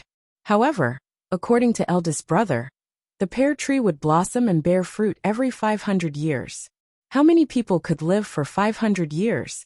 The pear tree didn't blossom, and neither did the peach blossoms in the meadow in front of the academy. There were very few flowers in Chang, and because there wasn't much rain this spring, the spring thunder roared between the clouds, and the air was a little dry. It was strange that there was thunder but no rain. Eldest brother stood on the stone steps in front of the main hall of the palace, and looked at the increasingly dense and gloomy clouds in the sky. feeling a little puzzled. Suddenly, a thick bolt of lightning appeared in the thick clouds and struck somewhere in the city with a roar. The God-stunning array sensed it and emitted a clear light. Eldest brother's figure faded slightly and instantly came to the Wanyan Tower. Looking at the temple that was struck by the lightning and the Buddha statue that had become black, he vaguely understood something. He came to the city wall and looked around. He saw that the clouds seemed to cover the entire continent, and lightning struck from time to time, causing black smoke to appear somewhere on the ground. The black smoke was rising from the Buddhist temples. The next moment, eldest brother returned to the back of the mountain of the academy and came to the pear tree by the lake. He quietly looked at the chessboard for a long time, and a sincere and joyful smile appeared on his lips. Eldest brother smiled. Everyone in the back of the mountain was very surprised. These years, eldest brother had been busy with state affairs, preparing for the war, teaching the new emperor, and worrying about Ninkei's life in the chessboard. It had been very hard for him, and he hadn't smiled like this for a long time. Spring thunder bloomed everywhere in the human world, but there was still no rain. The first 3 halls of the Link Temple had all been struck by lightning, and the Buddha statue had collapsed. It was like the rubble on the peak of Hua Mountain. The stones in the mountains and valleys were covered with moss overnight, emitting the smell of the sea breeze. Monk Guanhai led the monks in the temple and sat cross-legged in front of the dilapidated hall. His face was pale, and he kept chanting Buddhist scriptures. The blind monk was enlightened and kept shouting like a madman. He grabbed the moss on the mountain rocks and shouted, "Something's wrong. I feel something's wrong. Something is going to happen." On the cliff platform of the West Hill Divine Palace, the Abbey Dean sat in a wheelchair and looked at the dark clouds covering the sky and the lightning that struck from time to time in the distance. He said, "Prepare the great sacrifice to welcome the return of our Lord." The war at the bottom of the giant sinkhole in the West Wilderness was still going on. The uprising serfs had grown to tens of thousands, and they were fighting fiercely with the aristocratic armed forces and the monk soldiers of the Xiankong Temple in the wilderness. The sound of arrows rang in the wilderness, and miserable howls rose one after another. There was blood everywhere, and death was everywhere. At this moment, a thick bolt of lightning suddenly fell from the dark clouds in the sky. The bolt of lightning accurately struck the Mahavira Hall at the peak of the mountain. With a loud crack, half of the hall collapsed, and the Buddha statue in the hall turned into black powder. Junimo held the iron sword horizontally in front of his chest, and politely kept Qi Nian and the elders of the commandment hall a few miles away. He looked at the black smoke coming from the peak and said indifferently, "The Buddha was defeated. Can you still win?" After more than 10 days of spring thunder, there was more than 10 days of spring rain. This year's spring rain was not patter, but it was extremely violent, constantly washing the earth that had been ravaged by lightning. The rain fell on the dilapidated Buddhist temple, on the dilapidated Buddhist statues, and on the pale-faced monks, washing away the remaining Buddhist aura. It was also raining in the back mountain of the academy. The rain hit the green leaves of the pear tree, and then flowed down, wetting the chessboard under the pear tree, and the people who had been watching the chessboard for years. Sixth brother's naked body was covered with water drops. He waved the iron hammer down violently, and as he moved, the water drops were shaken off his body and flew around like arrows. They had been smashing the chessboard for years, and they were exhausted physically and mentally, but they never thought of giving up. Moreover, eldest brother smiled, which meant that the chessboard was about to be smashed. The hammering sound was like spring thunder, and the sweat fell like rain. One day, a light sound suddenly came from the chessboard. A thin line appeared on the Tianyuan position of the chessboard. This thin line was actually a crack, and the crack was very small. If one did not look carefully, he could not find its existence at all. One day, a light sound suddenly came from his mind. Ninkei opened his eyes and looked at the big ship that was still sailing to the other side. He was silent for a long time, and then reached out to pluck the Bodhi tree between his eyebrows and smiled. The Bodhi tree had grown extremely lush. The green leaves seemed to cover the dark sky, and not a single ray of Buddhist light could penetrate it. There were thousands of Buddhas sitting on the green leaves. The Buddhas had different appearances and postures, but they were all worshipping him devoutly. The Bodhi tree was so huge, but he lifted it casually, and then took 2 steps to the side. At this time, Sangsang also woke up and walked to him with the big black umbrella. Ning-Kei inserted the Bodhi tree somewhere on the peak. This peak was the Buddha, a dark and thin Buddha named Sangsang, who was dressed in a handmaiden's clothes. The Bodhi tree inserted on the peak was like a flower in Sangsang's hair. Ning-Kei looked back at Sangsang and held her hand. There was a small white flower in Sangsang's hair. A dragon needed to be painted to wake up, and a Buddha needed to pick a flower. Ning-Kei picked the flower and inserted it into Sangsang's hair, and the Buddha woke up. The small white flower in Sangsang's hair swayed in the wind, and the Bodhi tree on the peak swayed. All the Buddhas sitting on the green leaves prayed to her. Ning-Kei felt that all the Buddhas were flowing into his and Sangsang's bodies. He laughed, and so did Sangsang. All the Buddhas on the Bodhi tree also laughed. Sangsang's smile gradually disappeared, and she became as quiet as the universe. All the Buddhas also fell silent. Sangsang's expression was indifferent as she looked at every corner of the world, and the world returned to indifference. Countless Buddhas and Bodhisattvas on the big ship looked a little confused. The indigo lion roared, but it couldn't resist the pressure from the Buddha. With a reluctant whine, it could no longer support its body and knelt down toward the peak. I forgot to write the number of chapters in the last chapter. When I updated it last night, my eyes were really closed. Some readers have been saying that an elephant's nose has no bones. I know this. At the beginning of that chapter, I explained it through Ning-Kei's mouth. In the following chapters, I also said that it is composed of broken bones. As for why I wrote a bone nose, it was purely because of the need of fighting beauty. To be continued. If you like this work, please come to Chidian.com to vote for me. Your support is my biggest motivation.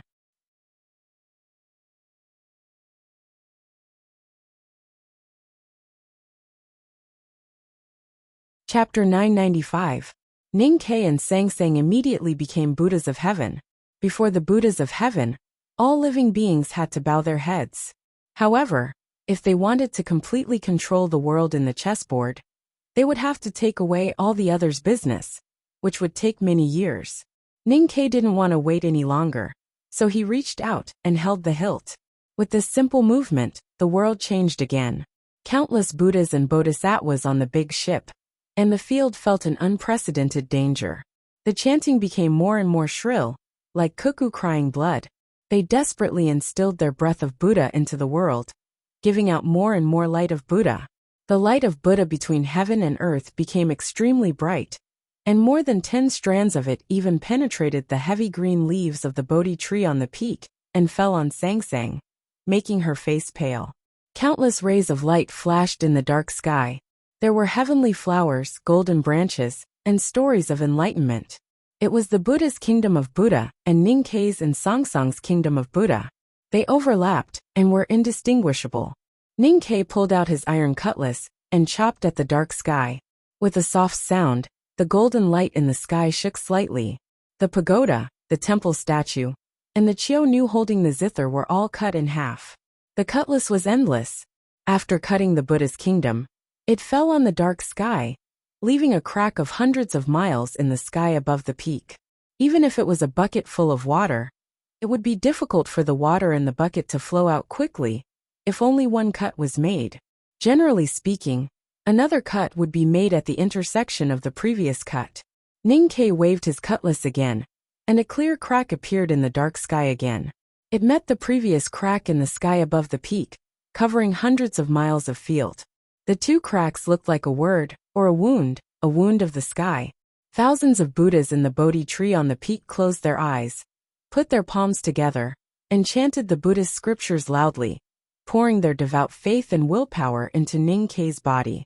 Looking at the 2 knife marks in the sky, and the word formed by the knife marks, Ning-Kei smiled with satisfaction. It had been a long time since the battle with the Abbey Dean. If the time in the world of the chessboard was counted, it might have been 1,000 years. After 1,000 years, he finally wrote that word again. Sangsang looked at the word in the sky and said after a moment of silence, "It's a good word." Ninkei thought for a while and said, I can't write it without you. He didn't even know how he wrote the word. It was a mysterious realm that was hard to explain with words. The most fundamental reason was that he and Sangsang had become one. God came to the human world, so he was able to write the word human. This was a stroke of genius. Rain began to fall from the sky. The rain did not come from the clouds, but from the higher sky. Clear water flowed down from the 2 cracks cut by Ninkei, forming hundreds of thousands of waterfalls. The waterfalls fell on the field and became a rainstorm. This rainstorm lasted for an entire year. A year later, boundless starlight fell from the 2 cracks and mixed into the waterfall in the sky. It was suffused with a cold and beautiful luster, looking like some kind of sticky fruit pulp. The star plasma flowed for another year. Ninkei and Sangsang looked at the 2 cracks. He saw the beautiful scenery, while she saw the rain and starry sky in the human world. She saw her own world. During the 2 years, countless Buddhas and Bodhisattvas committed suicide. The Buddha's light in the nirvana fought against the rain and stars from the human world. Sometimes it was dim, sometimes it was bright, and finally it was annihilated.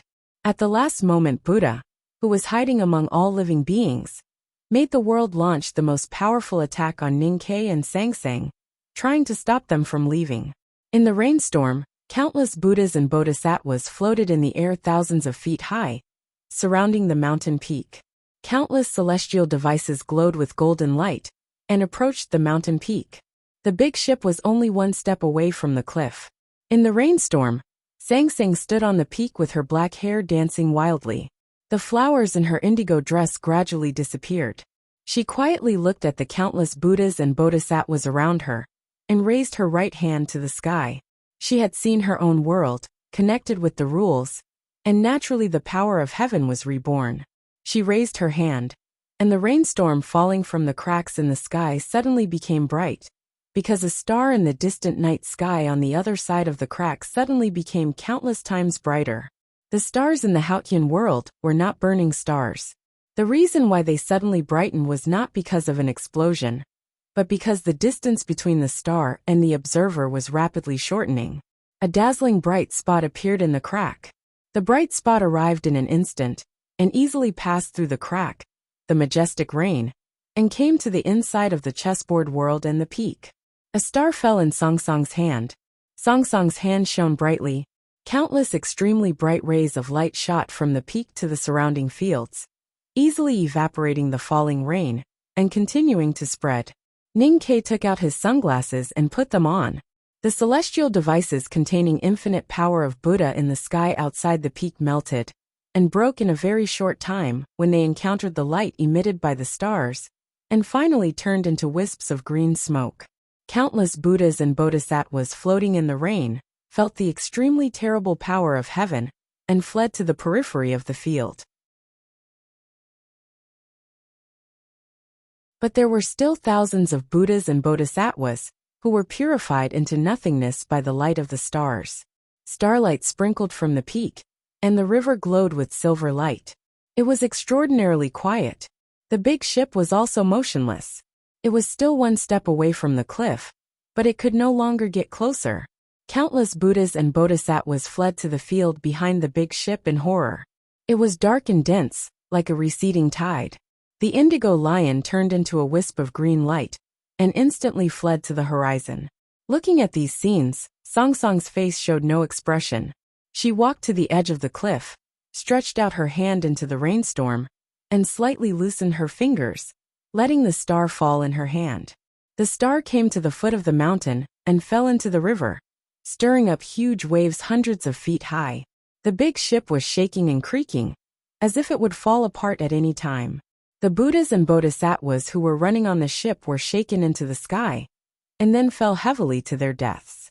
Golden Buddha's blood splashed everywhere. The horrible vibration came from the bottom of the river to the field, and the ground shook at a high speed like a drum being beaten hard. The Buddhas and Bodhisattvas, cicadas and frogs were like raindrops on the drum, instantly shattered. The star smashed a bottomless hole deep in the river, and the mud was burned into porcelain chips by the high temperature. Endless underground spring gushed out of the hole, and instantly dyed the river black. The river was overflowing, and thousands of golden ponds were flooded. In the storm, it turned into a boundless black sea at a speed visible to the naked eye. The Black Sea set off huge waves hundreds of feet high, and slapped in all directions of the field. Wherever the waves passed, both hard stones and soft willow branches were smashed into the finest pieces. Countless Buddhas and Bodhisattvas rose and fell in the Black Sea, screaming, and then they were swallowed. The indigo lion was shaken into the sky, and fell heavily into the sea. Relying on its height of hundreds of feet, it desperately kicked the field at the bottom of the sea, and kept paddling with its forelimbs. Looking at the tragic scene around it, its eyes were filled with confusion and fear. It thought that if the Black Sea was allowed to flood, what could be preserved in this world? The storm was heavy, and the world was restless. Only the mountain was silent and stable in the surging Black Sea. Looking from a distance, it looked like Sang Sang was standing alone in the sea. The mountain was the handmaiden statue, and the flower on the peak was the Bodhi tree. There were thousands of Buddhas in the Bodhi tree. Ning Kai and Sang Sang stood under the Bodhi tree, watching the sea and the people wandering in misery. Sang Sang saw the indigo lion in the distance, and reached out to grab it. The indigo lion screamed, and was caught by her to the peak. Being grabbed by the neck, it did not dare to move at all, and trembled. It was no longer as powerful as it used to be. Soaked, it was only a foot long, and looked like a drowning dog. The raging Black Sea rushed to the distance. It would not be long before the real Styx River, and the redwood forest on both sides of the river, would become ruins. After a while, Chaoyang City would be destroyed, and the Buddha land would become a real swamp country, unable to regain its former glory.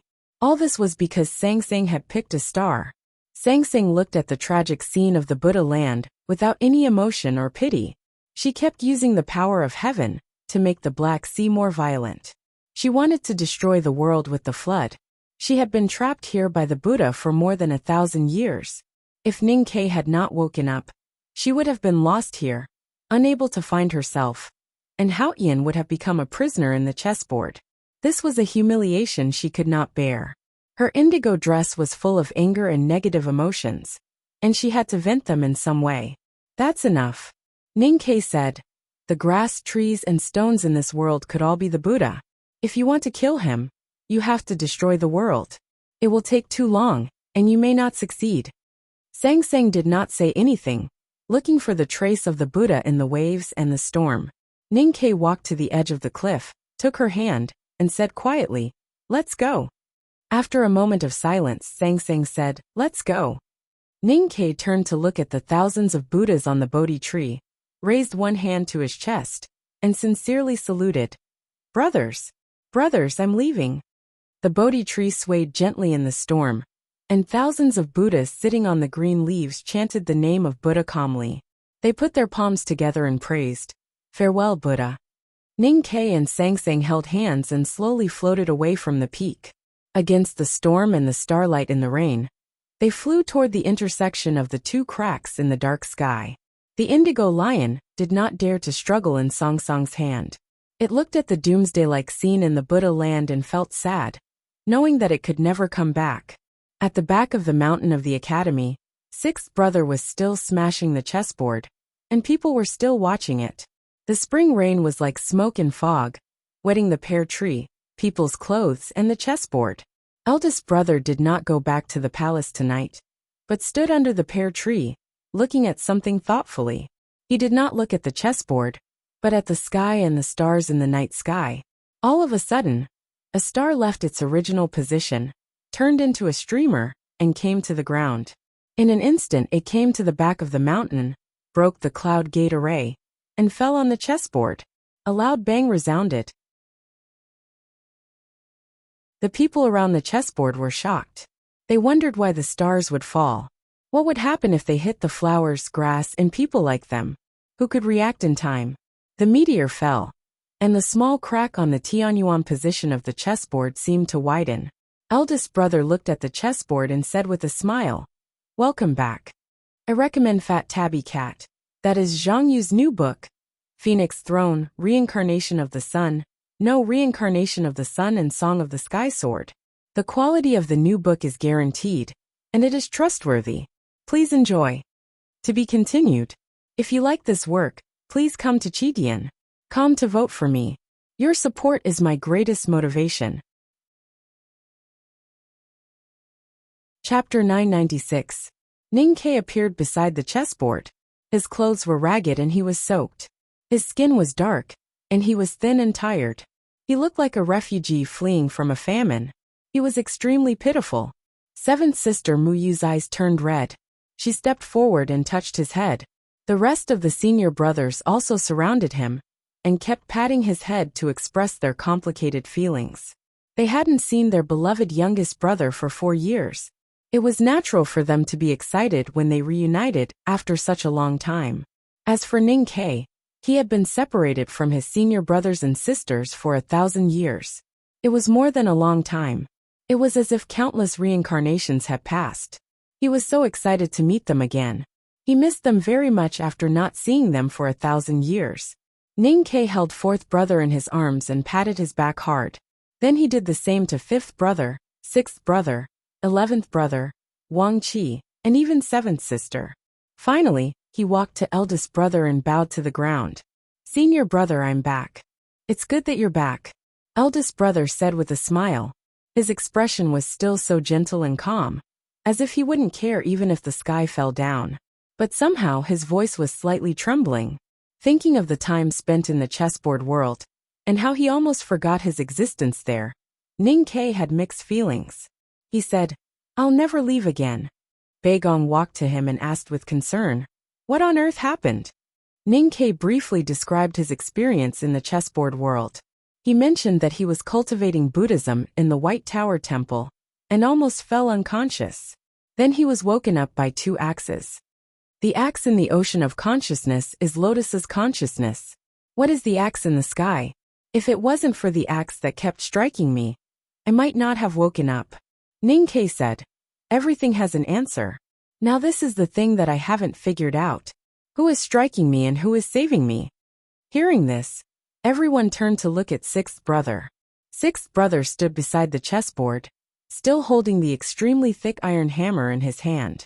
Ning-Ke understood that the sound of the axe coming from the sky was the sound of the hammer falling. Each axe represented a psyche from outside the chessboard, and that psyche was calling him back. Only then did he know that during the years when he was trapped in the chessboard, his senior brother had been trying to open the chessboard. Thinking of the hard work and affection, his eyes were slightly wet, and he bowed to the sixth brother.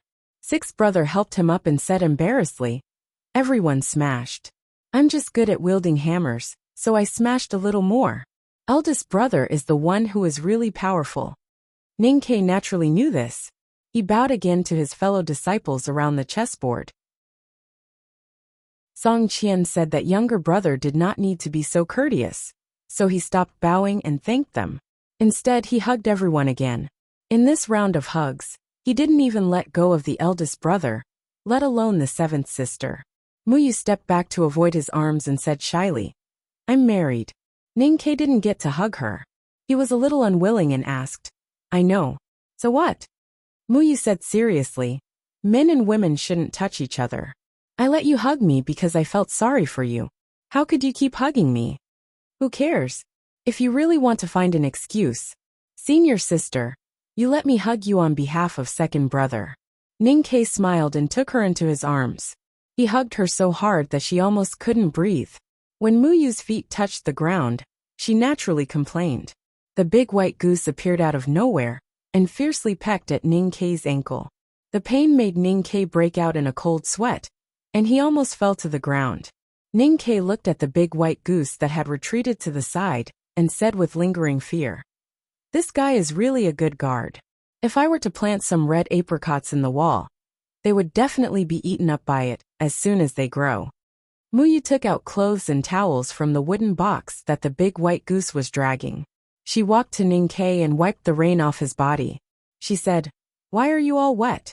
Ning-Ke looked at the rain on the chessboard and said, it should be the rain that leaked in. Third sister Yu Lian was far away in the eastern wilderness. Muyu was the only girl left in the back of the mountain of the academy. She might not be the housewife, but it was reasonable for her to take care of her brothers. She took off Ninkei's wet clothes and put on a new one. She looked him up and down, and felt it was a little loose. She couldn't help feeling sad and said, "You are so thin. What the hell is that place?" Ninkei thought of the Styx River and said with a wry smile, "We did see a lot of ghosts there." Muyu said, "Since it is a ghost place, why did she go there?" Ninkei said, "She wanted to kill Buddha, but Buddha set a trap in the chessboard." The cliff platform of the back of the mountain suddenly became very quiet. The big white goose and the birds in the forest all held their breath nervously. The fish in the lake and the stream didn't dare to get away from their tails for fear of making the sound of water. They gradually sank to the bottom of the lake and stream, looking very pitiful.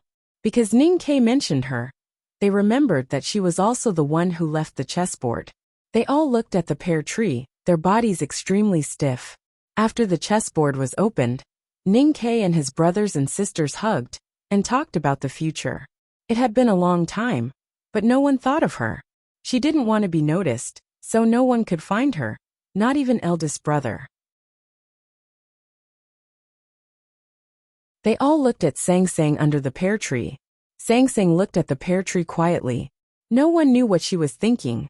When they saw Sang Sang clearly, they became more and more uneasy. Her left hand was behind her back, and her right hand was hanging by her side. Her fingers were slightly bent, and she was holding an indigo dog. It was common for a young lady to have a pet, but no one would hold the pet in her hand, like a sword instead of holding it in her arms. The indigo dog closed its eyes tightly in her hand, as if it was pretending to be dead.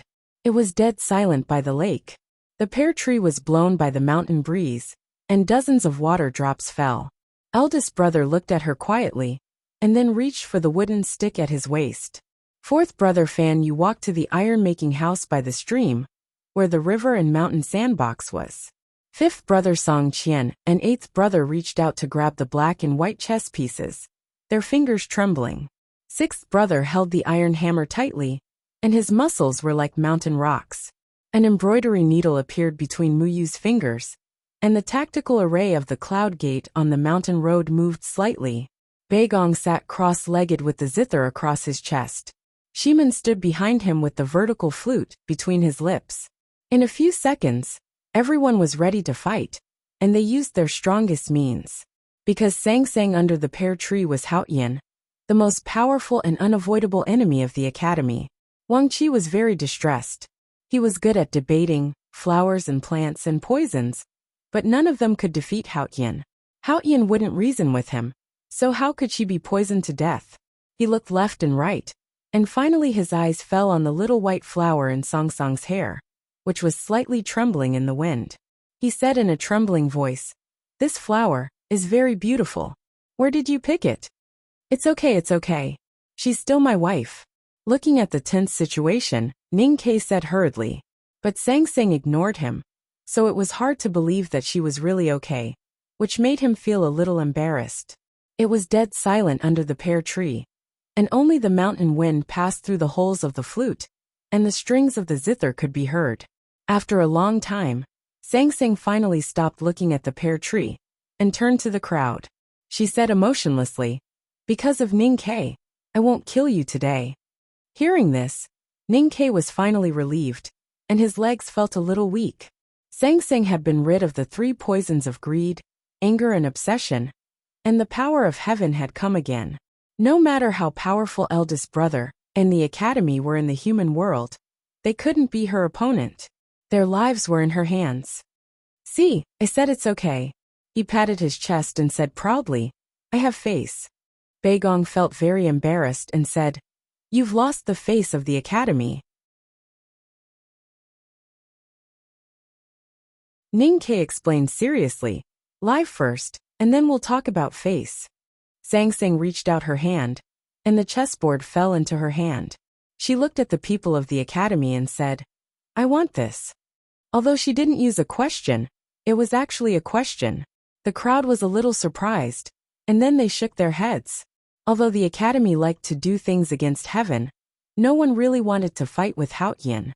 It was Beigong who showed a different spirit. He suppressed the nervousness in his heart, and his trembling fingers plucked the strings of the zither, making a tinkling sound. He said, "I say, even if this chessboard is the property of the couple, at least half of it belongs to my youngest brother, right? What do you want to do? Don't you have to get his consent first?" Ninkei was speechless. He knew why Sang Sang wanted the chessboard. She was trapped in the chessboard by Buddha for 1,000 years, and almost lost her nature. Even he felt angry and depressed, not to mention the proud Haotian. Sang Sang wouldn't let it go like this. She didn't destroy the world in the chessboard, and she didn't kill Buddha, who was still unknown. She must do something to get peace. But the chessboard was extraordinary, and even Haotian couldn't break it in a short time. So what was she going to do with the chessboard? Where would her wrath fall? Sang Sang picked up the chessboard and waved her arm. The flowers on her sleeves bloomed, and a gentle breeze blew. The array and tent above the cliff yard was torn open, and the chessboard flew out of the crack. It flew into the sky and turned into a small black spot. Then it turned into a streamer, and fell to the far west. In the depths of the western wilderness, the war in the underground world of the giant sinkhole was still going on. Tens of thousands of rebellious serfs fought bravely in the encirclement of countless enemies. Countless lights of Buddha and blood kept splashing. Suddenly, a shrill cry sounded in the sky. The serfs with crude weapons, and the soldier monks with iron rods looked at the sky in astonishment. The battlefield became quiet. A straight line appeared in the sky, coming from the far east. It tore the clouds and the air apart, and went straight to the Mahavira Hall of the Xiankong Temple on the top of the Prajna Peak. With a loud bang, the Mahavira Hall, which had been half collapsed by the spring thunder a few days ago, disappeared in an instant, turning into a cloud of dust composed of countless particles. The giant peak trembled. Countless yellow temples collapsed.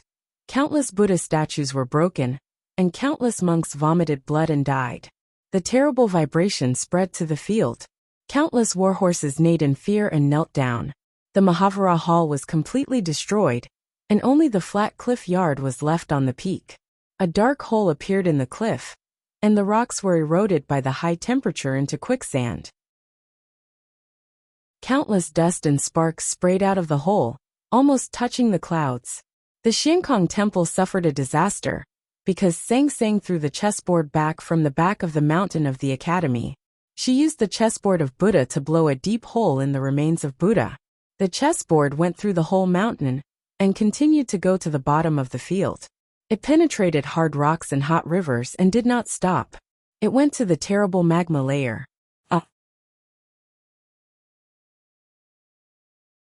Chapter 997.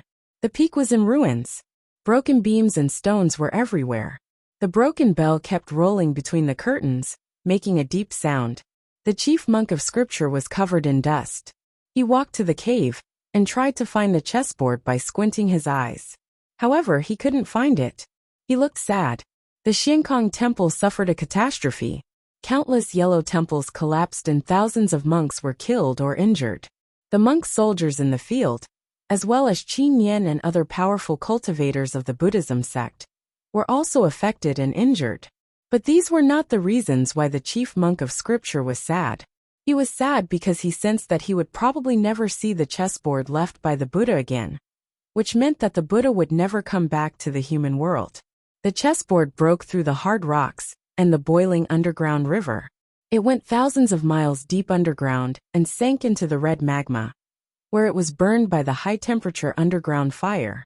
The chessboard could isolate everything from the outside world. Even the horrible magma couldn't affect the world inside. But now there was a small crack on the chessboard, and the magma seeped in through it. For the world inside the chessboard, the small crack was the two big cracks that were hundreds of miles long in the sky. The magma that seeped in was the endless high-temperature fire. The black ocean drowned most of the land, and then the tide gradually receded, leaving the devastated world. Countless Buddhas and Bodhisattvas stood in the ruins and looked at the magma flowing down from the sky with despair on their faces.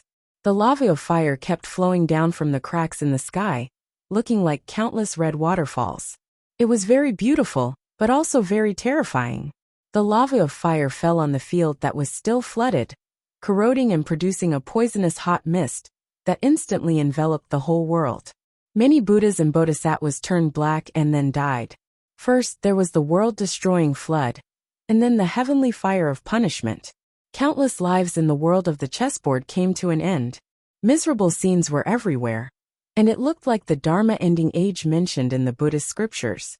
Chaoyang City had been washed away by the Black Ocean. Beams, bricks, and drowned bodies were everywhere on the muddy and soft ground.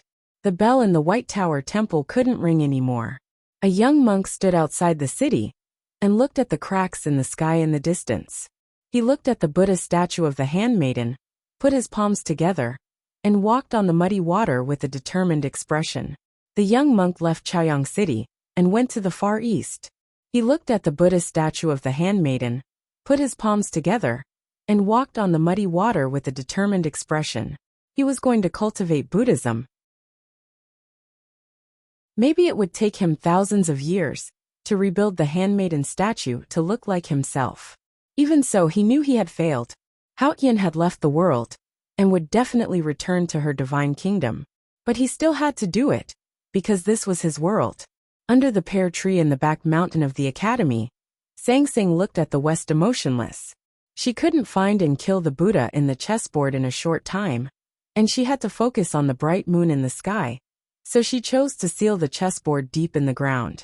The chessboard would be eroded by the high-temperature underground fire, and the Buddha would suffer the pain of thousands of tribulations inside, gradually weakening until he died. She was Haotian. She ordered the earth to kill the Buddha, who dared to imprison her for thousands of years. Her words were the will of heaven, and even fate could not disobey it. The Buddha could not be born again. She was Haotian. She ordered the earth to kill the Buddha, who dared to imprison her for 1,000 years. Her words were the will of heaven. Even fate could not defy her, and the Buddha could no longer be born. Ning Ke understood why she said this, and he could clearly feel the strong power of the law of causality revealed in this sentence. But he still felt a little uncomfortable. Aren't the first 6 words a promise only made between lovers? In fact, everyone knew that he was trying to loosen the tense atmosphere by the lake. But obviously the effect was very ordinary. No one would think that he was really the master of the family. The first brother's hand left the stick. Muyu put away the embroidery needle. The fourth brother, Fan Yu, stopped taking the river and mountain sandbox. The sixth brother put the iron hammer at his feet. Song Qian, and the eighth brother put back the chess pieces. Beigong played a few scattered zither sounds in embarrassment. Shiman took off his vertical bamboo flute and wiped it, and then put it back into his belt, pretending that nothing had happened. Wang Qi walked to a cluster of flowers and bowed his head, seemingly appreciating it carefully. People from the academy stopped fighting, not because they believed that Ning Ke could defeat Sang Sang, but because they saw the power of Sang Sang when she threw the chessboard and confirmed that she had returned to the real Haotian. Then no one could defeat her. What was the point of fighting if they could not win? Of course, it was also because Sang Sang had said that she would not kill them today. Thinking of the previous scene of the chessboard breaking through the sky, people were shocked. Looking at the tall woman under the pear tree, it was hard to connect her with the dark and thin girl cooking in the back mountain. Eldest brother looked at Sang Sang and said, "Can we talk?" Ning Ke glanced at her and turned to walk to the stream. Although he had a special relationship with Sang Sang, only eldest brother was qualified to negotiate with Haotian on behalf of the academy. The others also left the pear tree and began to do their own things. But no one could really calm down to play chess or play music, because this negotiation was too important for the academy and the human world. The lakeside was very quiet. Fish bravely swam out of the cracks in the stone and the lotus, and swam to the water and gently pecked at the spring breeze. Birds in the forest timidly poked their heads out, still not daring to sing. Eldest brother said, "Staying in the human world is actually a choice." Sang Sang said, "I don't need humble human beings to choose for me." Eldest brother said, "The academy is kind to you." Sang Sang put her hands behind her back and looked at the lake, saying, "Maybe, but you have never been kind to me. Your intuition about fate is sometimes beyond the scope of human beings. Eldest brother said, "My teacher is kind to you." Sangsang said, "There is no difference between your teacher and Buddha. They both want to make me weak, and then kill me. I don't see any kindness." Eldest brother said, "Buddha planted poison in you, and my teacher gave you the meaning of the mortal world. The former will destroy you, but the latter hopes that you can change. My teacher hopes that you can become a human being." Sangsang remembered that she seemed to have heard Ning Ke say something similar in the chessboard. She frowned slightly and said, "Why should I become a human being? What good does it do for me?" Whether it was Haotian or ordinary human beings, in fact, in the end, any discussion was about interests and responsibilities. It felt a little tacky, but there was no way around it. Eldest brother could not answer this question. After a moment of silence, he said, "I don't know what benefits you will get in this process, but I think since my teacher has arranged this, he must be sure that you will get something you want in this process. But it is not something that I can guess." This was Haotian's world, and she was the ruler of this world. She had everything. No matter how she changed, she could not have more. So what did the headmaster think she could get? No one knew the answer, not even she.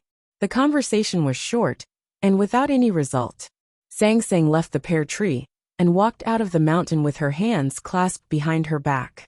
Watching this scene, the people who seemed to be playing chess and zither turned around at the same time, and signaled to each other with their eyes, thinking that no result was probably the best result they could get now. Muyu looked at Sangsang and asked hesitantly, "Shall we eat first?" Sangsang ignored her, as if she didn't see her. She continued walking expressionlessly. Ningke hurried to catch up. The cloud gate array between the mountain paths could easily stop a powerhouse at the peak of the 5 states. The hierarch of the West Hill Divine Palace was able to break into the cliff plateau years ago, because there was no one controlling the array, and also because Yu Lian was waiting for him to come in. Now it would not be so easy for the hierarch to enter the mountain again. But for Sangsang, this tactical array meant nothing. She walked out of the cliff yard at the back of the mountain, and came to the front yard of the academy. Ning Ke said to her. She asked if you want to eat or not. Even if you don't want to eat, you have to say yes. She is my senior sister, and now she is my sister-in-law. You should be more respectful. Sangsang ignored him, and continued walking without any emotion. Ning Ke looked a little embarrassed and followed her in silence. They walked past the old library, and went to a secluded place. They crossed the meadow, and came to the forest of swords. Sangsang looked at the straight trees with her hands behind her back. After a moment of silence, she said, I was here when you climbed the mountain that year. These trees turned into swords and wanted to kill me. Ning Ke said, I heard from second brother afterwards that it should be a barrier set by the headmaster. Sangsang said, No, it was the sword style left by Kaharan that wanted to kill me. Ning Ke was a little surprised. This forest of swords indeed had the will of youngest uncle. But Sangsang was just an inconspicuous handmaiden in the old brush pen shop at that time. Why did the forest of swords have a reaction? Kaharan knew me. Interestingly, he knew me at that time. She said it was interesting, but her expression was so indifferent that she couldn't feel the slightest bit of interest. Except for the sword will he left behind, no one knows that I am Hao Tian. Even I don't know. Under the true will of heaven, the person holding the brush doesn't know where the brush will land. This is the stroke of God. Ning Ke sighed and said, Yes, you don't know who you are. Of course, no one knows who you are. In the end, even the headmaster was tricked by you to go to the divine kingdom. You also tricked me of my youth. Sangsang didn't laugh. She looked at him and said expressionlessly, I have seen you write many words. I know that you write like a god. In your opinion, what do you think of my writing? Ning Ke didn't understand what she meant. If she was referring to the things that happened in the past, why did she ask him to comment now? Or did she mean that she had written a new stroke? A brand new stroke of genius? He was very uneasy, and even felt a little cold. Sangsang looked at the sky that was divided by the forest of swords, and turned to walk out of the academy. Ning Ke asked, Where are you going? Sangsang said, Chang'an. Upon hearing this answer, Ning Ke's uneasiness melted like the soft snow in spring. It nourished his heart and made him extremely satisfied.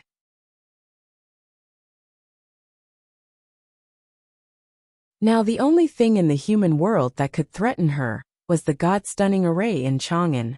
She was willing to go to Chang'an, which meant that she might really want to stay in the human world and stay with him. Today, I thought of a very interesting plot in bed.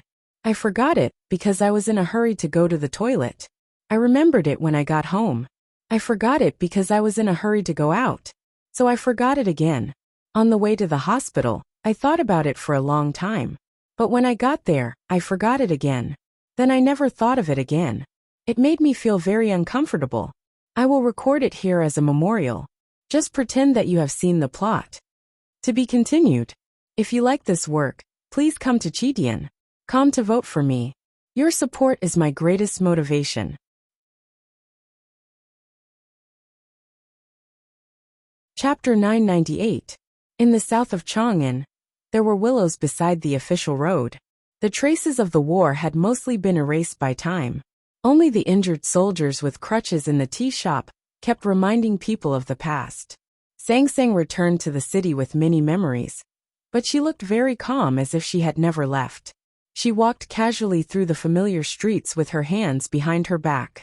Entering from the south gate, they turned to the west of the city and went to the gambling house with Ning Quebec. She did not collect her dividends, but looked at the gamblers' joyful or desperate expressions in silence. Next, Sang Sang went to the house of red sleeves. Ning Ke never left her side, so he had no time to see Mistress Jian. He met Xiao Qiao in a quiet courtyard behind the building. Xiao Qiao looked at Sang Sang with a confused expression. She vaguely remembered seeing this tall figure behind the veil of the divine hall of light. However, before she could say anything, a cup of tea appeared in front of her. Sang Sang said, "Drink this cup of tea." Xiao Cao's thoughts became more and more confused. She did not understand why Sang Sang wanted her to drink this cup of tea. Ning Ke said, "Drink it. She won't hurt you." Xiao Qiao picked up the cup and drank it. She had no idea what the tea tasted like. Then, she felt her body become light and warm, and she wanted to sleep. Looking at Xiao Qiao who had fallen asleep, Ning Ke asked uncertainly, "Is she immortal just like that?" Sang Sang ignored him and left the house of red sleeves for the Grand Secretary's mansion. Perhaps because she did not want to see them, or because she did not want her indigo clothes to be stained with women's tears, she let Zeng Jing and his wife sleep, and let Ning Ke feed Mrs. Zeng a cup of tea. Ning Ke held the cup and said, "If your mother is immortal, what will your father do? After a few decades, your father will die, and your mother will live alone. It will not be a good thing." Sang Sang thought for a while and said, "Then bring this cup of tea back?" Ning Ke said, "Can you have more positive energy? Can't you make more tea for your father?"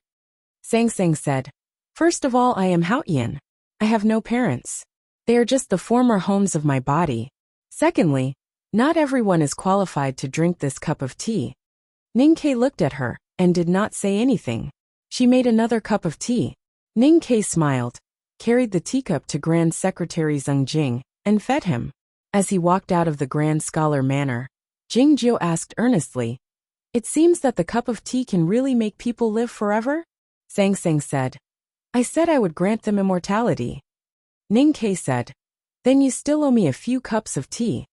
Sang Sang said, "Since Junemo doesn't want to drink, I won't force him." Ning Ke sighed helplessly. He pointed at himself and said, "What about me?" "You've never liked drinking tea," said Sang Sang. Ning Ke was annoyed and said, "Who doesn't want to drink the tea of immortality?" Sang Sang said, "I told you not everyone is qualified to drink this tea." Ning Ke was really angry and said, "You are my wife. If I am not qualified to drink your tea, who is?" Sang Sang said nothing and walked toward the east side of the city. Ning Ke chased after her and kept saying, "It's just a cup of tea. Why are you so stingy?" Sang Sang remained silent. Ning Ke begged, "Please do me a favor and give me a cup." Sang Sang still said nothing. Ning Ke was furious and shouted, "If you don't give me tea, I won't cook for you." Begging and threatening along the way were boring and one-sided conversations. The two returned to Lin 47th Street. They pushed open the door of the old brush pen shop. There was no dust in the room.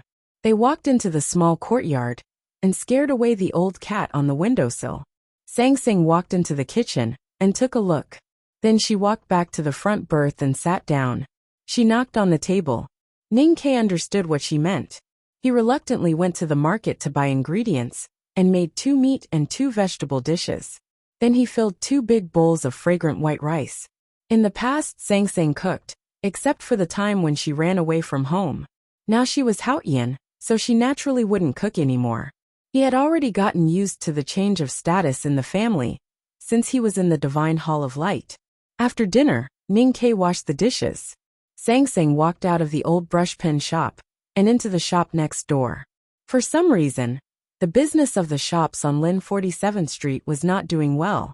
Many shops had moved away a few years ago, but because the old brush pen shop had been closed these years, those shops gradually moved back. The shop next to the old brush pen shop was still the fake antique shop. Sang Sang walked into the fake antique shop and said to Boss Wu, "You can take a concubine now." After saying this, she turned around and left. Boss Wu sat in an old-fashioned wooden armchair with a teapot in his hand, looking at the empty shop door. He wondered if he was blind and deaf. What did the girl say just now? He didn't hear it clearly, but someone in the shop heard it clearly. Aunt Wu rushed out from the backyard with a wet dishcloth in her hand. She stared at Boss Wu and asked, "What's going on? You want to take a concubine?" Boss Wu was a little confused and said, "Are you talking about taking a concubine?" Aunt Wu's eyes turned red and she said in a trembling voice, "I heard it clearly from inside. How dare you lie to me? Tell me clearly, whose woman is she?" Boss Wu was very innocent and said, "I don't even know that woman." Aunt Wu's breath suddenly became heavy, and her voice also became rough. "How dare you bring a woman you don't know home?" Boss Wu said angrily, "What are you talking about? I don't know anything about it." Auntie Wu grabbed Boss Wu's collar with her left hand and slapped him with the wet rag in her right hand. She cursed, "Wu Laowa, you bastard! Now you are rich, but you don't even know your name after running a shop in Chang, and for a few years. If it weren't for my dowry, you would be a little hooligan in Eastern County. How dare you take a concubine? Let me tell you, there is no way." In the antique shop on Lin 47th Street, there was a perfect family farce. From time to time, there were dramatic sound effects, screams, and the sound of furniture falling on the ground.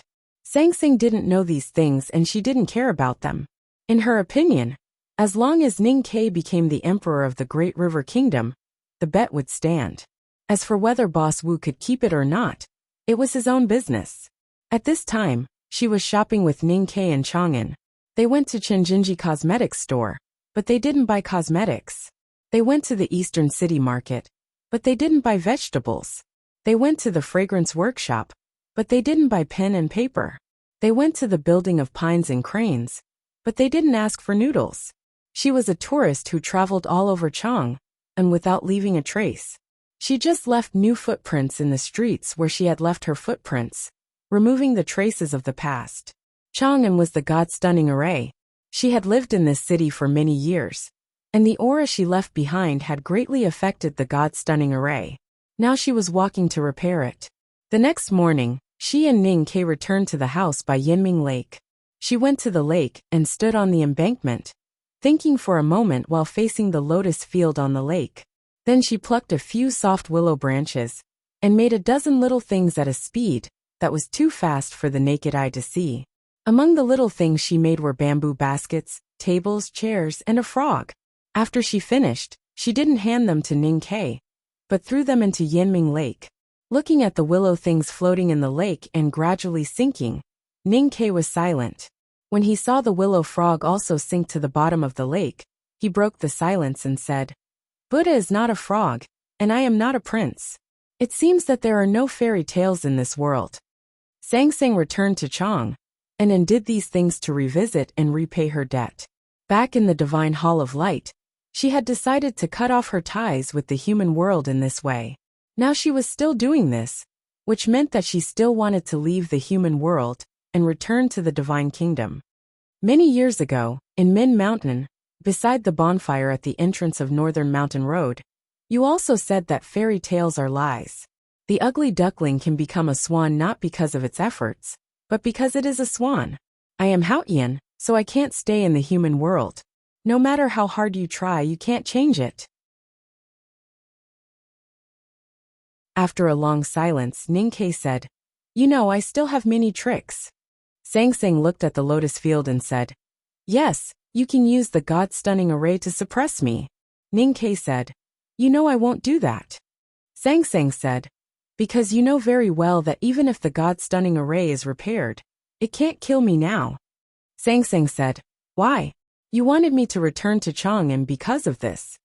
Ninkei said, We just want to use the God-stunning array to cut off your ties with the divine kingdom. The academy has never thought of killing you. Sang Sang thought of what Li Man said at the back of the mountain of the academy. After a moment of silence, she said, Why? I killed Kahaoran, and your headmaster is destined to be killed by me. Ninkei said, I've explained it before. It was Haotian who killed youngest uncle, not you. Now you are a living person, not a cold rule. As for the headmaster, he didn't want you to die. Sang Sang looked at him quietly and said, I don't know what the headmaster of the academy is thinking, but I know you are lying. The academy knows that the headmaster of the academy will fail. That is why they want me to repair the God-stunning array. Only when the God-stunning array is repaired can the academy pose a threat to the divine kingdom and help your headmaster. Ninkei did not say anything. Sang Sang smiled and turned to leave the lake. The spring light shone on the city wall. She came to the city wall. She looked at the distant south, at the mountain with blooming peach blossoms, and said, Do you know your sins? The West Hill Divine Palace was on the Peach Mountain. Hundreds of priests and thousands of deacons, as well as countless devout believers of Haotian, were carrying out a grand sacrifice. This sacrifice had been going on for many days. It started when the spring thunder bloomed. Even the endless spring rain did not stop the sacrifice, and the devout prayers never stopped. Today the prayers suddenly stopped, because a thunderous voice suddenly sounded in the sky. It was full of irresistible power, and the most profound sense of majesty, as if heaven was admonishing the human world. Do you know your sins? Did you make it? Today is Monday. Please vote for me. Thank you. To be continued. If you like this work, please come to Chidian. Come to vote for me. Your support is my biggest motivation.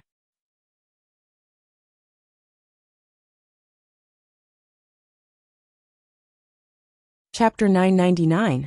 In the previous chapter, Sang Sang said that the Buddha said that when the mountain has no edges and the heaven and earth are together, he can see the Buddha. The original song of the UFU school was Mountain Without Hills. I didn't think much about it, so I wrote Mountain Without Edges. Was it influenced by the song? Thanks to reader Zhu Jingyam for the correction. No one knew where the voice came from, or why it rang in the sky. But the next moment, everyone knew that it was Haotian's voice. Only Haotian's voice could be so majestic. Only Haotian's voice could reflect such a vivid picture in the consciousness of the devout Haotian believers, and touch their souls. Everyone on the cliff plateaus, and the front plateau of Peach Mountain knelt down with their foreheads touching the ground. They wished they could bury themselves in the dust, so that they could show their respect and love for Haotian. Hierarch Xiong Chumo was standing between the gauze curtains and leading the believers to pray. His figure looked very tall in the light. Hearing the voice, he immediately threw himself to the ground, as humble as a dog. It was said that his voice was as magnificent as thunder, but compared to the voice that rang in the sky, it was nothing, even blasphemy. In front of a stone house in a remote corner of the cliff plateau, the Abbey Dean left the wheelchair and knelt down. He supported his body with his thin arms and trembled, but his expression was calm and proud.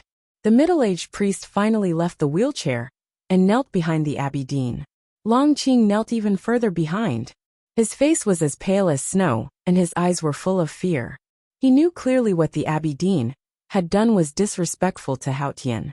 Now that Haotian had left the chessboard of the Buddha, how could he not be afraid when the power of heaven came back to the human world? Song Song's voice broke through the clouds and fell on Peach Mountain. It resounded between heaven and earth, and was reflected by the sky and the ground. It spread so far that even the whole continent could hear it. Countless people were awakened by the voice from the sky. An old man leaned against the wall and looked at the gray sky. His turbid eyes were full of confusion. He wondered what was going on this year. Was the spring thunder going to strike again? Why did it sound like someone was talking? Some children rushed to the window of the study room, pointing at the sky and talking excitedly. Their chattering sounded like a group of birds. The teacher, who was sleepy in spring, was woken up. He picked up the ruler and prepared to teach these naughty students a lesson. The children said in unison that the sky had spoken, but they were beaten a few more times. The small town at the border of the Song Nation and the Yen Nation also heard the sound coming from the sky. The people rushed to the only long street in the town. They looked at the sky uneasily, not knowing what had happened. In the butcher's shop, the butcher hid his face and head under the chopping board with his broad oiled knife raised high above his head. Hoof bones kept falling from the chopping board, and every time one fell, his body would tremble. The drunkard was more afraid than the butcher. The drunkard sat in the tea house and kept drinking from the flagon. Even though he could hold his liquor well, his eyes became blurred, but his face did not turn red. Instead, it was terribly pale. The butcher did not participate in the Abbey Dean's plot against Haotian, but he did. He watched Haotian and Ning Ke enter the Xiankong temple, and even stopped the academy from breaking the chessboard. Now that Haotian had returned and asked the human world if it had sinned, how could he not be afraid? Other than getting herself drunk, what other way could she do to keep him from losing his mind? Chao Xiaoshu stood at the door of the tea house and looked at the gray sky. He asked confusedly, "What happened?" The drunkard finally put down the flagon and said in a trembling voice, "This is something you can't understand. You'd better stay away from me. Otherwise, the power of heaven is unpredictable, and you may die at any time." Chao Xiaoshu turned around and looked at him with a complicated expression. The drunkard kept drinking, trying to get himself drunk. He said vaguely, "We are all doing this for her own good. But what if she doesn't appreciate it?" Taoism seemed to have done nothing when Sang Sang was trapped in the Buddha's chessboard. But it was exactly because of this that they had sinned. They saw Haotian in danger without saying anything, which was a great sin. Moreover, Sang Sang figured out what Taoism was trying to do after the incident. She was asking the human world for a crime, and she was asking the guilty ones. The most guilty one was the Abbey Dean, Chen Mao. Long Qing, who was kneeling behind him, was pale and sweating profusely. The middle-aged priest was trembling slightly, as if he could no longer maintain his kneeling posture. The Abbey Dean was already a cripple. His cultivation state was not comparable to that of Long Qing and the middle-aged priest, but he was calmer than them, and even had a smile on his face. He looked at the sky and said with a smile, "I am not guilty." Song Song's voice sounded again in the air in front of the cliff plateau. "You colluded with the Buddhism sect and tried to make me sleep. That is a great sin of disrespect. How can you defend yourself?" This time, she did not let the whole human world hear it. Only those on the cliff plateau could hear it. Therefore, they were even more frightened. Many divine priests and deacons were shocked and could not hold on any longer. They fainted. The Abbey Dean said, "Absolutely not." Sang Sang said, "You don't admit that you wanted to kill me?" The Abbey Dean said, "I wanted to kill Sang Sang, not Haotian." Sang Sang said, "I am Haotian." The Abbey Dean said, "I believe in Haotian, not the woman named Sang Sang." Sang Sang said, "What if I cannot wake up in the chessboard?" The Abbey Dean said, "Haotian is omnipotent. Moreover, this is your will. I am just carrying out your will. I believe you should understand my piety now." Song Song's voice did not come for a long time. The spring breeze blew the peach blossoms on the mountain. It was silent. No one dared to make a sound. After a long time, her voice came again. "As a mortal, it is a sin to defy the will of heaven." The Abbey Dean said calmly, "If it is a sin, I am willing to commit a heinous sin. Since you are my follower, you should listen to my will. The will of Haotian has never changed. It is to protect the order of the world at all costs. Even if I change my mind? Yes, because outside the world is the cold underworld. If you change your mind, it means the destruction of the human race. That makes sense. Song Song's voice did not come again after these two words. After a long time, Long Qing dared to move his eyes away from the ground soaked with sweat. He looked at the Abbey Dean not far away, his eyes full of awe and confusion. Hao Tian was worthy of awe. He could still talk so calmly when Hao Tian was accusing him. The Abbey Dean was even more worthy of awe. He could not even understand where the Abbey Dean got his courage from. The Abbey Dean stood up with difficulty. He looked at the far north and the direction of Chang'an. After a long time of silence, he said, "Let the sacrificial ceremony continue. Hao Tian is going back to the divine kingdom." Different from Long Qing's imagination, the Abbey Dean was not afraid of talking to or even debating with Hao Tian, because he was the one who knew Hao Tian best in the world. Hao Tian had to reason with human beings, because she was the reason. On the city wall of Chang'an, Sang Sang thought about the world Ning Ke described, and confirmed that what Chen Mao said made sense. Just as he said, this was her will. Reasonable? What kind of logic is that? Ning Ke said, "If this is a sin, am I not afraid of committing a heinous sin? Don't you feel disgusted by this typical non-mainstream tone? How can you hear the reason?" Sang Sang said, "If there was no reason, he would be dead." Ning Ke said, "Although Taoism did not do anything, it is obvious that he knew that the Buddha's chessboard would bring you danger. But he did not say anything. What is the reason?" Sang Sang suddenly said, "Have you ever thought that I wanted to enter the Buddha's chessboard? What he did was just carrying out my will. What crime did he commit?" The spring wind on the city wall suddenly became very cold. Ning Ke turned around to avoid the spring wind, and the question because he really felt cold. Sang Sang looked at him quietly and said, "You understand." Ning Ke reached out to touch her forehead and said, "You are sick." Sang Sang smiled and said, "Do you have any medicine?"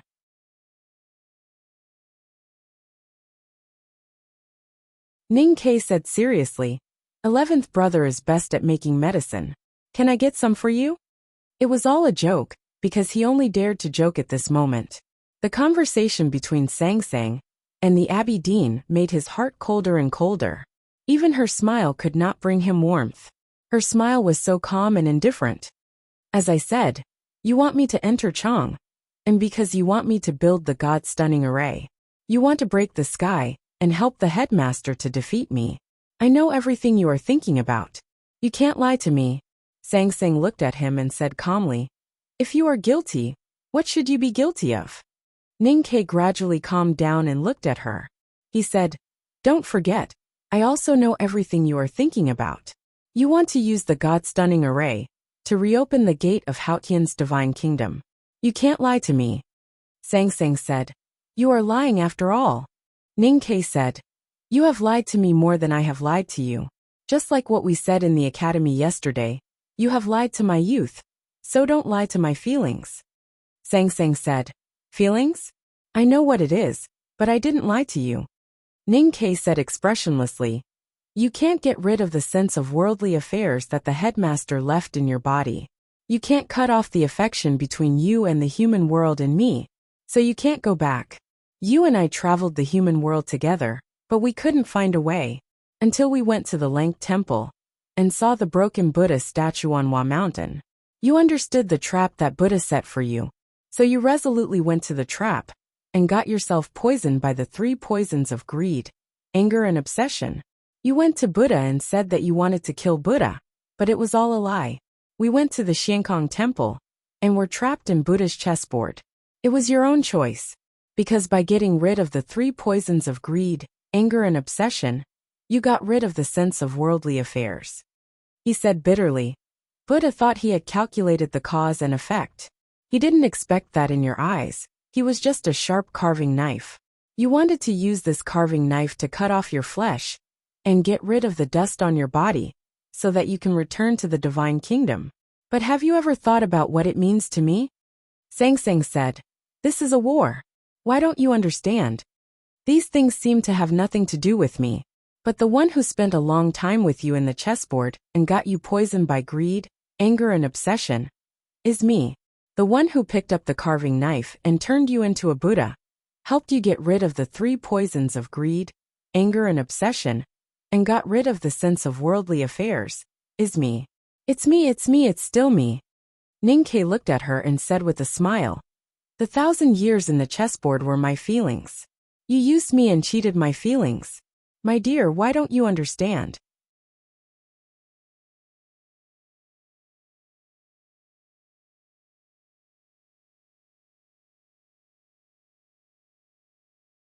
His smile was very light as water, and his emotions were very thick as blood.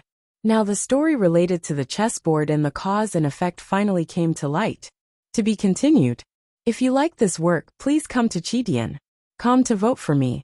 Your support is my greatest motivation.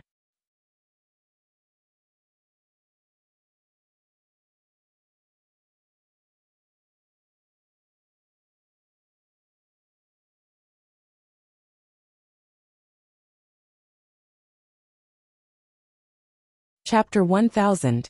Yes, that was the truth. Sang Sang couldn't get rid of the secular world in her. So she looked for Buddha, and came to the world in the chessboard.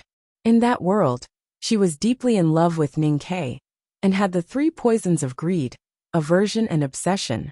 Ninkei wanted to save her, so he had to get rid of the 3 poisons of greed, aversion and obsession in her body. Greed, aversion and obsession were the emotions and the secular world. Buddhism cultivation was the 3 poisons of greed and obsession. The Academy didn't expect this, and Buddha didn't expect things to develop like this. No one could guess what she would do in countless reincarnations, because God's will was unpredictable. Buddha saw the cause and effect, and she was the cause and effect.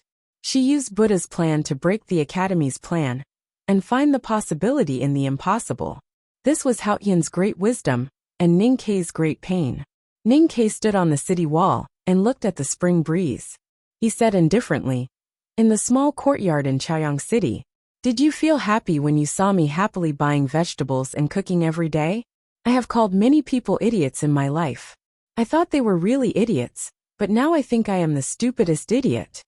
Sang Sang walked to him, and looked at the world in the spring breeze with her hands behind her back. She said, "I didn't lie, because I didn't know it either. Only when the cause and effect are fixed can I understand my will." Ninkei sneered. "Do you think I can believe this?" Sang Sang said, "It doesn't matter whether you believe it or not. As I said in the Academy yesterday, no one knows how things will develop. Even I don't know. This is the real stroke of God." It is indeed a stroke of God. In fact, during the last years in the chessboard, I vaguely guessed something, but I didn't want to believe it, so I never asked you. During those years, I practiced Buddhism on that mountain. Although you were on my back, I was always alone. I was so lonely that I wanted to die. Ninkei looked at the pedestrians on the city wall, and the busy market and said, "Every time you woke up, you refused to talk to me. At first, I thought you were tired, but later I found that it was because you didn't want to talk to me. I was very disappointed and began to be vigilant, because it proved that your emotions were fading, or that you were afraid of something. What are you afraid of?" He turned to look at Sang Sang and said calmly, "You are afraid to be with me, so you can't bear to cut off the connection with the human world? If it's this kind of fear, I'll feel somewhat relieved." Sang Sang didn't answer his question, but said, "Since you have vaguely guessed it and started to be vigilant, why didn't you say anything or do anything? God can predict everything. It's scary, but I'm not afraid, because the God-stunning array is still in my hands. You shouldn't have told me this."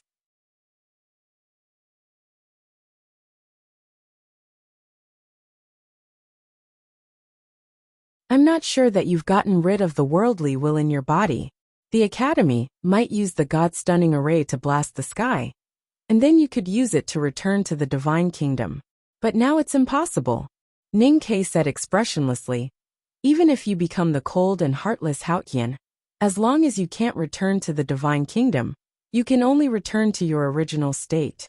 Just like the days we spent in the divine hall of light, we will inevitably continue to be entangled together, and we will still be the same pair of burnt papers." Sang Sang said, "Since I told you this, it means that even without the God-stunning array, I have other ways to leave the human world and return to the divine kingdom." Ninkei said, "A cow can be boasted to the sky but a pig can't." Sang said, "It's a black pig." Ninkei said, "No matter what color the pig is, you can't go back." Sang said, "In the world of the chessboard, I experienced the suffering of the worldly will, cut off the connection with the human world, and saw the big ship with the divine will." Ninkei felt a little uneasy when he thought of the horrible big ship in the nirvana. Buddha is different from your teacher. Your teacher merged with the human world, and even I couldn't find him. Buddha, on the other hand, gathered people to help him, and created another world without my eyes. Both of them are great divine senses. I can't merge with the human world, so I can only use the Buddha's method to obtain the power to open up the world. Sang said, "The power of all people is faith. I'm the Lord of the world, and I have countless devout believers. However, for tens of thousands of years, I've been indifferently overlooking the divine kingdom. The power comes from all people, but I've never thought about how to use and strengthen this power. In this aspect, I've learned a lot from the Buddha." Ninkei said, "Is it that big ship?"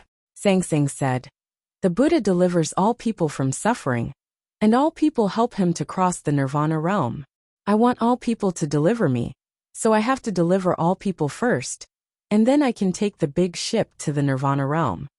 Ninkei asked, "Where is your nirvana realm?"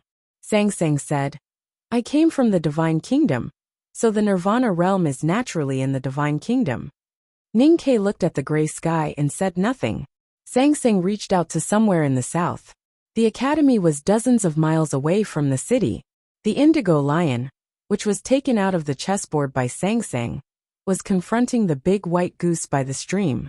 Its hair stood up like swords, and it kept growling to threaten, but it dared not to act rashly. It looked at the meadow in the distance from time to time. The big white goose was a bit tricky for it, and there was an old yellow bull dozing on the meadow. It knew very well that if the old yellow bull opened its eyes, it would be doomed. The indigo lion couldn't understand why it could meet so many terrible fellows as soon as it came out of the chessboard. It was completely different from the information it got from the chessboard. This world was too scary. Suddenly, an invisible force broke through the cloud gate array, landed on the cliff plateau, grabbed the indigo lion and disappeared.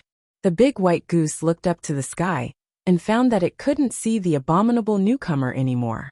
It shook its head in boredom and went to the stream to take a bath.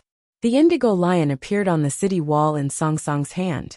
Its mane was pulled painfully, and it was worried that it would really become a bald donkey, but it dared not to resist. Sang waved her sleeves to the outside of the city wall, and a breeze came to the human world. During the right to light, the human world also had such a breeze. But compared with that year, the breeze today was quieter, gentler, and had more breath of life. The breeze came to the divine halls of West Hill first. The peach blossoms in the valley were fluttering in the wind, and instantly became more beautiful. The believers kneeling on the cliff plateau and the front yard were suddenly refreshed by the breeze. All the negative emotions such as anxiety, fear, sadness, and despair were all purified. The blind felt that the world in front of them was gradually brightening, and the deaf faintly heard some sounds. The sounds came from the lips of countless believers. It was the sound of chanting scriptures. Under the leadership of the hierarch of the divine halls of West Hill, more than 100,000 divine priests, deacons, and devout believers kept chanting the scriptures loudly. The words in the scriptures were beautiful, and the rhymes overlapped, forming an extraordinarily sacred feeling. It was the final chapter of the divine halls of West Hill, the Sutra of transcending the world and ascending to immortality. The spring breeze filled the human world, and the chanting spread everywhere. Tens of thousands of Taoist temples in various countries, and countless Taoists, began to chant the scriptures that everyone was familiar with. The spring breeze lingered in the forest, gently brushing the hanging clouds, and finally turned into rain. The rain fell to the human world with a golden luster, but it was extremely clear when it fell to the ground.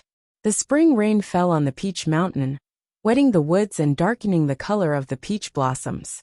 It fell in a remote place of the Revelation Institute, and a pile of dry firewood in the corner was also wet. A skinny little priest was taking shelter from the rain. He was the most inconspicuous servant in the divine halls. Even though it was such an important sacrificial ceremony, no one had informed him. He was a forgotten existence. Seeing that the pile of firewood was wet, the little priest was a little anxious. He covered his face with his sleeves and ran out.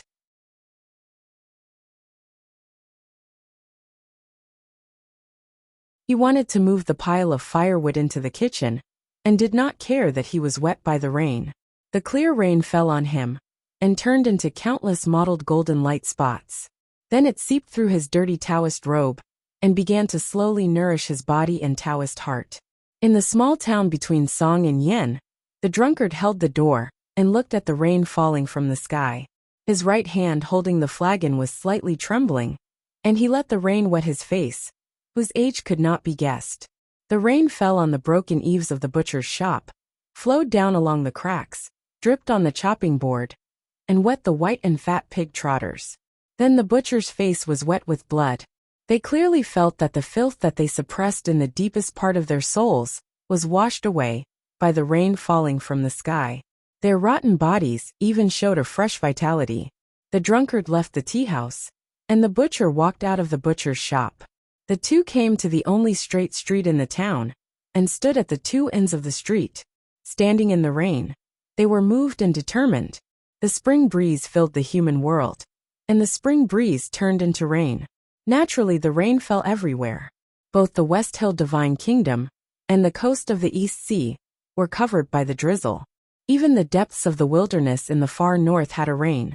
The rain fell on the golden tent, and made a pitter sound, as if someone was casually beating a broken war drum. The wilderness was so quiet, and the sound was so clear. Chanyu, with a solemn expression, knelt in the rain with all his wives, sons, and dozens of generals of the royal palace, and kept praying for the Tengri heaven to grant them courage. The national master and dozens of high priests knelt on the highest meadow, and stretched out their hands to receive the rain and the blessing from the sky. The national master's aged face was washed by the rain, and it was visible to the naked eye that he became younger. The bodies of the high priests were also wrapped in a faint golden light. The national master slowly closed his eyes and knelt in the rain, quietly feeling the vitality and the unfathomable power in the rain.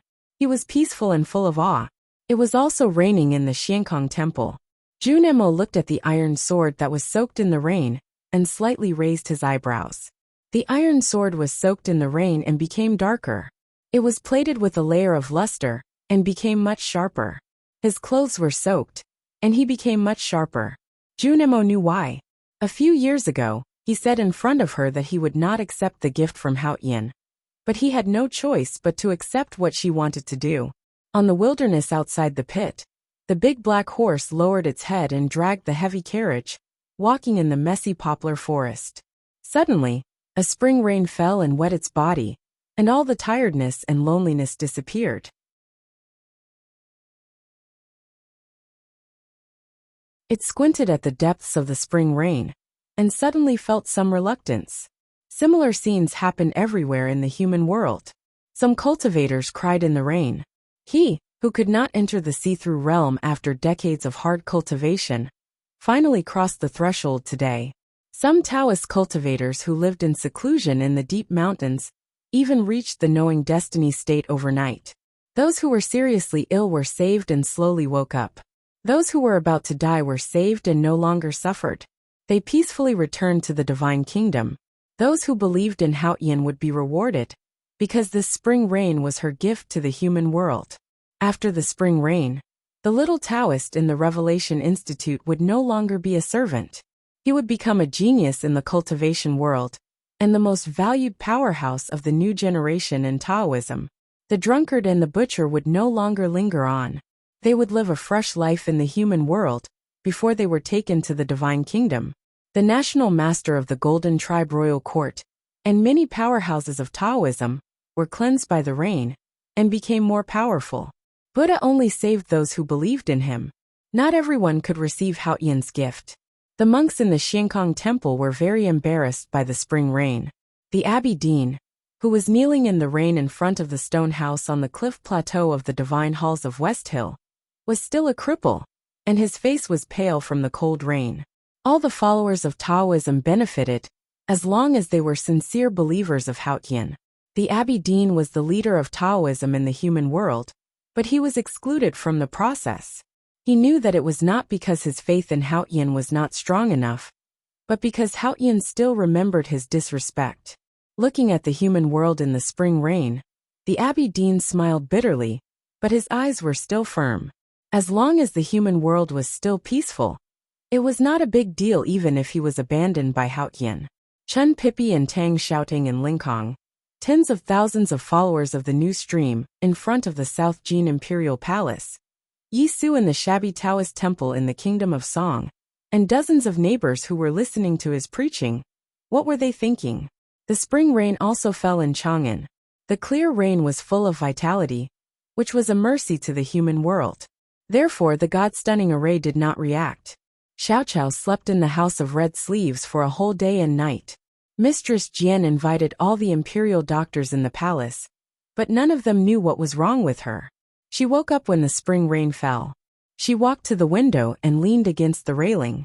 She looked at the raindrops falling from the eaves, and thanked them silently in her heart.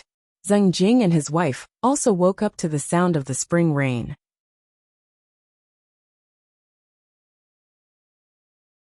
They walked to the rain pavilion in the garden hand in hand. Looking at the spring rain, they felt that something had happened and felt sad for no reason. The spring rain fell on the human world. Haotian blessed hundreds of millions of followers and delivered all living beings from suffering. Their faith became firmer and even more fanatical. Countless invisible spiritual auras were born from the palaces and huts, and from the souls of all living beings. They flew toward the rain and went straight to the sky. This was the return of all living beings to Haotian. Hundreds of millions of pure spiritual auras came to the south of Chang'an. Regardless of their strength, they blended together harmoniously, disturbing the rain and brightening the dark clouds. On top of the city wall, Ning Ke stood beside Sang Sang. He first smelled a very light fragrance, and then the whole human world smelled it. Then, there was the sound of exquisite and ethereal music. In the strange fragrance and divine music, countless golden petals fell down. Countless spiritual auras lit up the clouds, and a huge ship appeared faintly. The ship was also golden. Countless followers condensed their psyches into this big ship, ready to send Haotian back to the divine kingdom. To be continued. If you like this work, please come to Chitian.com to vote for me. Your support is my biggest motivation.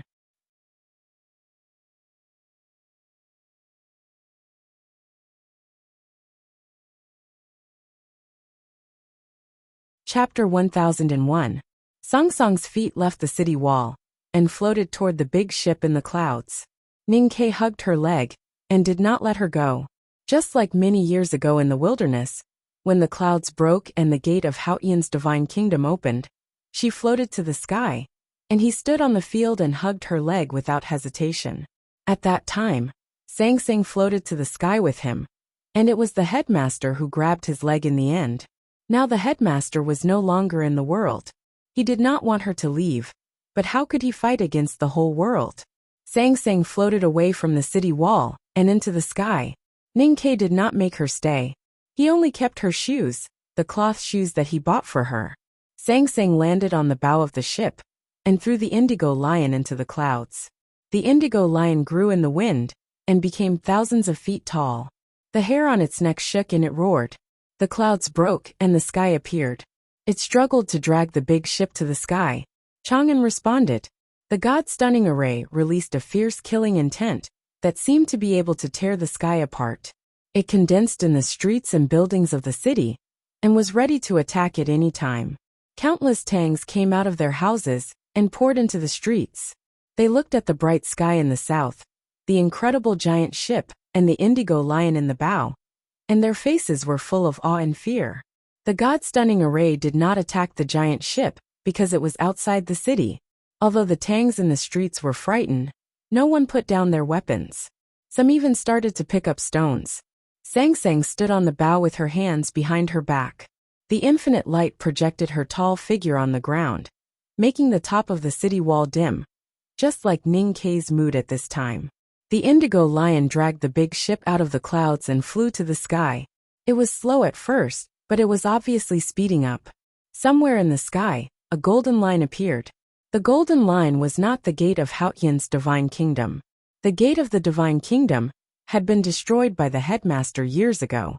The golden line was the shore that Sang Sang wanted to reach. As long as there was a shore, there was no need for a door. If she had supreme wisdom, she would be able to reach the other shore. Her wisdom had long been proven by the headmaster of Academy, Buddha, Ning Ke, and even herself. Just like that, could it be that everything is fake? Ning Ke stood on top of the city wall and looked at the giant ship in the sky. He asked expressionlessly, "The Buddha I have cultivated for you for decades is fake? Is it a lie that I brought you up with all my effort? That famine was fake. The entire Min Mountain was fake? Is the city of Wei fake or Chang'an fake?" Sang Sang stood at the bow of the ship in silence without turning around. Let's not talk about Min Mountain. Let's not talk about the past. We've been together for 1,000 years, but you don't even give me a cup of tea and want to leave. Do you think it's appropriate? Ning Ke looked at the ship that was getting further and further away and said with a smile with difficulty. Sang Sang stood at the bow of the ship, still silent. Ning Ke slowly held the hilt of the iron cutlass and stared at her back. He said word by word in a low voice, "I don't think it's appropriate, so don't even think about leaving." With a swoosh, he pulled out his iron saber and slashed at the huge ship in the sky. He and Sang Sang cultivated Buddhism in the Buddhist chessboard together. Sang Sang understood the method of mercy and salvation, but he also learned to condense the will of all living beings. The incomparably majestic chi of heaven and earth was gathered by the God-stunning array and poured into his body through the array pestle. Countless cutlasses in the city flew out of their sheaths and thousands of knives appeared in the world again. 2 extremely sharp knife marks rose from the city wall of Chang and came to the sky in a flash, forming a clear character human. The place where the 2 strokes met was the bow of the ship. Years ago in Chang'an the Tangs were united. He used the power of the God-stunning array and gathered the will of millions of people to write a character human in the sky and killed the Abidine. In the Buddhist chessboard, he cultivated Buddhism on the peak and obtained the faith of thousands of Buddhas and Bodhisattvas. With the power of Sang Sang, he wrote a character human in the dark sky and broke the 1,000-year dilemma. This was the 3rd time he wrote this character. What would the result be? Ning Ke knew that his knife talisman couldn't cut the giant ship under Sang Sang's feet, because it was a boat of faith. So he cut the space before the bow of the ship. There was an invisible rope between the indigo lion and the bow of the ship. Ning Ke wanted to cut the invisible rope. 2 knife marks appeared in the sky and covered the giant ship. Sang Sang finally turned around, her expression unchanged. She stretched out her finger and pointed at the knife mark. She stretched out a finger. The finger was very slender, and the surface of the fingertip was small. Ning Ke's 2 knife marks were about to cut the whole sky. The place where they met was a few miles wide. However, her fingertips were able to envelop the space within a radius of several miles. Countless airflows sputtered, and the bright clouds were torn into countless pieces. The big ship continued to move forward steadily. She broke Ning Ke's human talisman with 1 finger. The 2 strokes gradually moved away and finally fell apart in the sky.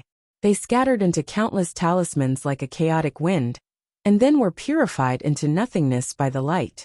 Looking at this scene, Ning Ke was silent.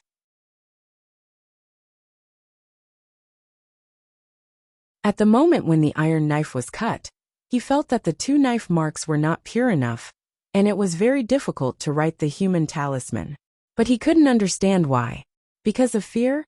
Yes, no matter how immortal the Abidine was, in the eyes of the strong Tangs, he was still a human being. But Haotian was Haotian. How could they not be afraid? There were millions of people in Chang and in the streets, and many of them had weapons in their hands. They all wanted to protect their country, but not all of them dared to attack Haotian. If the will was not united, the human talisman couldn't be fully exerted. If the will of the people could not be united, how could the city withstand the finger of heaven's power? In the chessboard, you could write that character and break the sky because I was in your body, and those Buddhas were worshipping you. You have to know that even in Chang, and all living beings are still my believers. How can they obey your will? I'm no longer here, so how can you write those words again? Sang Sang stood at the bow of the boat and looked at him calmly. She said, "But I am very pleased that you can comprehend the will of the people. Look at the boat under me carefully. Maybe you will comprehend more." Ning Ke was silent for a while and said, "Please my ass. Comprehend my ass." Sang Sang said, "When we meet again, it will be a matter of life and death. If you want to defeat me, you have to learn how to write that character. Then we will meet again." Ning Ke said expressionlessly, "By that time, I might have died of old age." Sang Sang looked at him quietly and was about to turn away. Just then Ning Ke suddenly said, "Do you think this is the end?" Sang Sang slightly frowned. Ning Ke laughed and said, "There was no butcher in Min Mountain back then, and I didn't let you eat any meat with hair on it.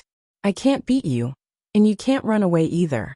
Don't forget, I've been losing to you for so many years, but when can you really leave me?" After saying this, he turned his wrist and stabbed the knife into his chest.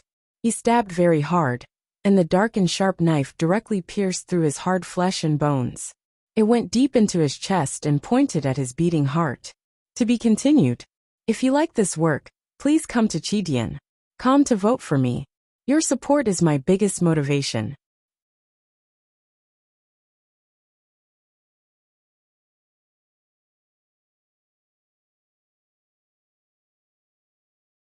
Chapter 1002. There was a burst of laughter on the city wall. It was really painful. His face became abnormally pale, but he was still laughing as he looked at the big ship in the sky. He was laughing very happily, miserably, resolutely, and even a little crazy. Sang Sang stood at the bow of the ship and looked at the man on the city wall below. She looked calm and did not get angry because of his disrespect, nor did she feel disgusted because of his existence. She felt that this feeling of calmness was very good and very powerful. Even if she thought that she was calm, it was still calm. After calmness came silence, and silence meant eternity. She thought that she could keep calm, but looking at Ning Ke's pale face and the blood that kept flowing out of his chest, she did not know why she also felt a little pain in her chest. Was it an illusion or an illusion? Sang Sang erased this question from her mind with unimaginable willpower, but she could not stop her brows from slightly frowning. She looked at Ning Ke quietly and suddenly asked, "Doesn't it hurt?" Ning Ke looked at his chest and the blade that had penetrated deep into his flesh. He squeezed out a miserable smile and said, "A man should be tough on himself." Sang Sang murmured, "But it still hurts." Ning Ke's fingers tightened, and the iron knife was inserted deeper into his chest. Dozens of beads of sweat dripped down his pale cheeks. He looked up at her and said, "I am a real man." Sang Sang looked at him and said with pity, "Does it really not hurt?" Ning Ke's right hand, which was holding the hilt, trembled slightly. The blade made a longer cut in his chest, and blood flowed down like a waterfall. He said, "In the West Hill Divine Palace, my flesh and blood have been cut by you countless times. I have long been used to it. It's nothing new. Now I think I should thank you." Sang Sang asked him 3 times if it hurt, but he did not answer. How could it not hurt when the knife was inserted into his heart? But his heart had already been in extreme pain and had become numb. Yes, as long as you are a human, you will feel pain. The pity disappeared in an instant, and Sang Sang said expressionlessly, "You are a human, and you have the 3 poisons of greed, anger, and obsession in your body.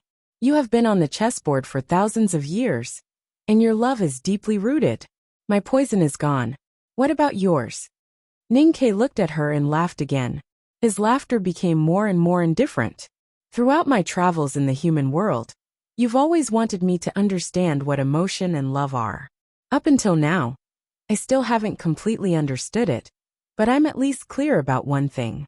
Emotion and love are sometimes not acceptance but giving. Everyone has a heart that can't bear to hurt others. The more you've given me, the more you can't bear to hurt me." Sang Sang looked at him and said calmly, "I want to leave. If you want to stop me, you can only kill yourself."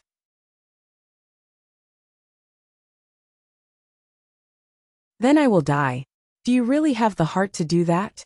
Ning-Ke laughed and said, "What you said is not comprehensive. Love and affection are not one-sided acceptance or one-sided giving. They are shared.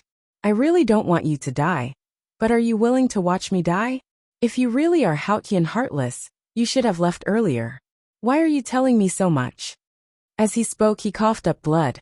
His teeth and pale cheeks were covered in bloodstains. He looked abnormally ferocious, but hidden within was a will and determination that even the heavens could not ignore. Sang Sang was silent for a long time. Then she smiled and said, "What you said makes sense. Since the final outcome is separation, I shouldn't say so much." The spring wind blew the indigo robe, and the flowers on it gradually bloomed. The indigo lion walked on the clouds, and the big ship slowly moved toward the distant golden line in the sky. She stood at the bow of the ship and no longer looked at him. Ning-Ke looked at the big ship in the sky and her back. He said with a pale face, "You know I don't like death. Until that day when there was no such person in the city of Wei. Those people were all dead. I thought you were also dead. Later, when the Empress also jumped down from here, I realized that death is not terrible." Sang Sang did not turn around. Her knuckles behind her turned white. She must be exerting a little force. She looked at the distant shore and thought to herself, "Do you want me to die so much?" She had asked this question many times. Ning-Ke laughed again, and his body trembled. He said loudly, "I said in West Hill that we will die together or live together." Sang Sang ignored him, and the big ship continued to move toward the shore. "Yes, it's so unforgettable. How can I bear to let you die? You are Haotian, and you can calculate everything in the world. How can you not calculate this? You know I can't bear to let you die." Ning-Ke pulled out the iron cutlass and put his hand into his chest. He held his heart and pulled it out forcefully. Blood flowed out, and his heart was exposed to the clear blue sky. His face was as pale as snow, and his body kept trembling. He could no longer stand and knelt down in his own blood. Blood splashed in front of his knees. "Unforgettable? I crush my heart. No matter how deep the words engraved on it are, can they still exist? I can't bear to let you die, so I crush my heart. Naturally, my heart can bear it." Ning-Ke gasped painfully and said, "If you don't stop, then we will die together." Sang Sang still ignored him, and the big ship continued to move forward. She was now Haotian, a pure collection of objective rules. Naturally, she was indifferent and heartless. She was no longer bound by the human world, and would not be threatened. If Ning-Ke committed suicide, Sang Sang would die, but Haotian would still be alive.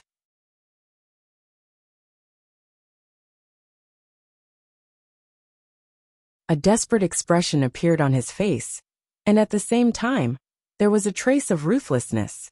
He clenched his fist. In the palm of his hand was the bright red beating heart. His great spirit was close to the advanced level, and his body was as hard as iron. Most importantly, Sang Sang could heal his bones with a wave of her sleeve, so it was very difficult for him to commit suicide. During the time he traveled with Sang Sang in the human world, he had imagined many ways to commit suicide. Previously, he used the Great Spirit to cut open his chest and stabbed his heart. Once again, he confirmed that even if the blade pierced his heart, it would be difficult for him to die instantly. As long as Sang Sang had a moment, she could cure him. Therefore, he took out the heart. As long as he clenched his fist, it could be crushed into countless pieces. Even Haotian could not bring him back to life. If he died, Sang Sang would die, but Haotian would still be alive. It seemed unreasonable for him to do so, but he still decided to do so, because it represented his attitude, and he wanted to see her attitude in the end. He clenched his fist. With his current strength, even an iron ball would be crushed. However, the bright red heart was only a little deformed. Not even a crack appeared. It was very painful. Ning-Ke's heart was very painful, but it was not broken. He was shocked and confused, and did not understand why. Sang Sang stood at the bow of the ship, smiling without saying a word. In the last decades in the world of the chessboard, from the redwood forest to the peak of that mountain, she had left her divine body, and lived in his heart. His heart had become extremely strong. Ning-Ke himself did not know this change, but she did. She knew what he was thinking, so how could he beat her? A cool breeze blew past, and a light spring rain fell from the sky. The rain fell on Ninkei's body, washing away the blood and the dust on his heart. The heart returned from his palm to his chest, and the wound healed instantly. Not even a scar could be seen. Ninkei looked at his chest, and felt that the heart seemed to beat more strongly than before.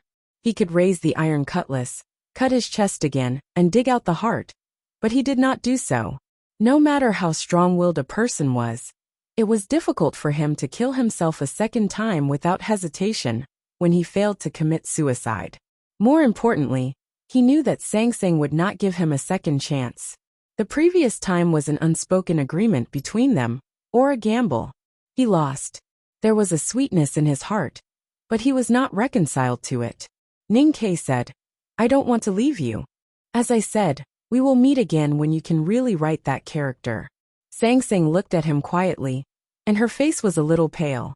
Her emotions were a little complicated, and she said, "Besides, you have drunk my tea many times."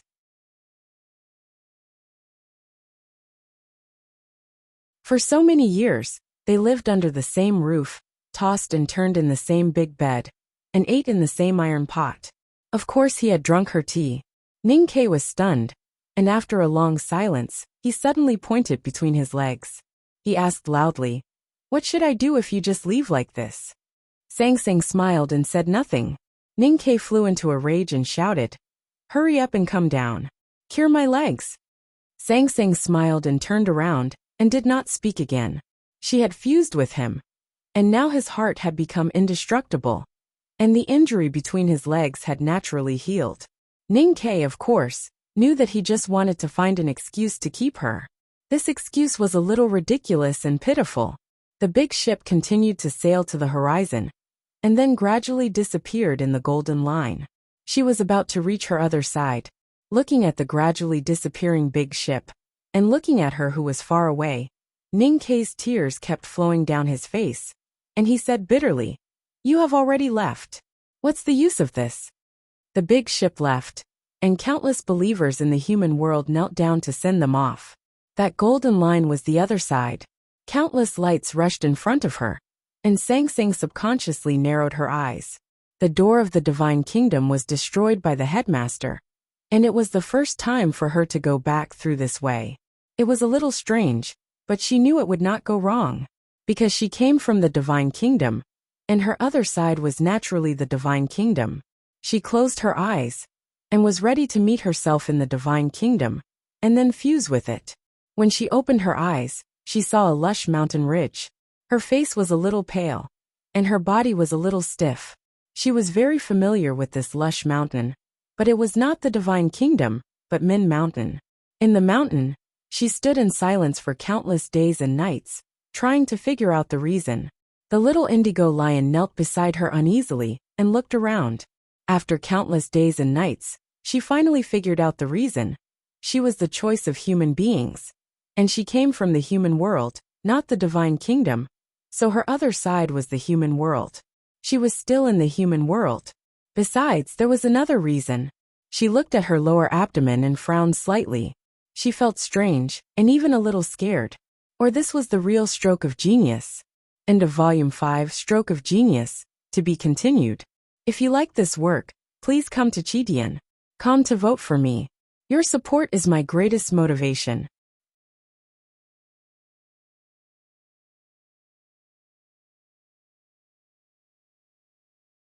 Chapter 1003. How are you? I'm not very well.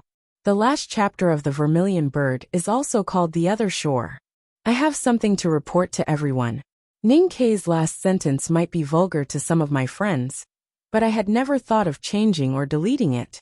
I didn't explain the plot before many of my friends gave their opinions and suggestions, just for that sentence. I had thought of it when I was in the middle of the book. This was what I thought was a stroke of genius, and I liked it very much.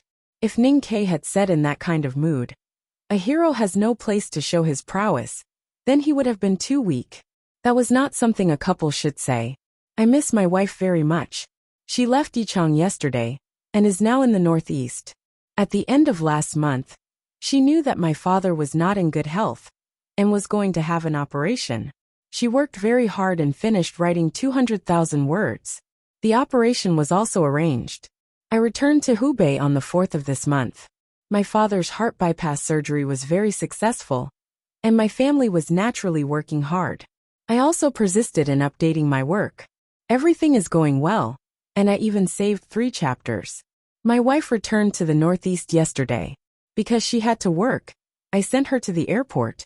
After returning home, I felt a little dizzy, so I measured my blood pressure and went to the health station downstairs. The doctor asked me to go to the hospital, and the doctor asked me to stay in the hospital. Then I was hospitalized, and it was quite serious. Today the situation is much better, and these 3 chapters were updated in the hospital. My friends don't need to call me. I don't know what to say. I'm sorry that I didn't take good care of my body, and my family still needs to take care of me. I feel very guilty, and I definitely can't write 200,000 words this month. Everyone has worked hard these past few days, and under such circumstances, I dropped the ball at such a crucial moment. I still feel very guilty, and I feel a little unwilling. I think our family is very happy, and these annoying things should not have happened. Alright, I will definitely get through this smoothly. Health is the most important thing. And if everything goes well, I will try to get out of the hospital in 5 or 6 days. I will write when I can and apologize to everyone in my family again. I still miss my wife very much, especially at such a time. To be continued. If you like this work, please come to Chidian.com to vote for me. Your support is my greatest motivation.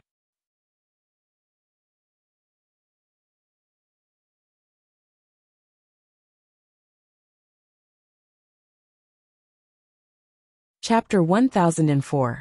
I was discharged today. Firstly, I want to thank everyone.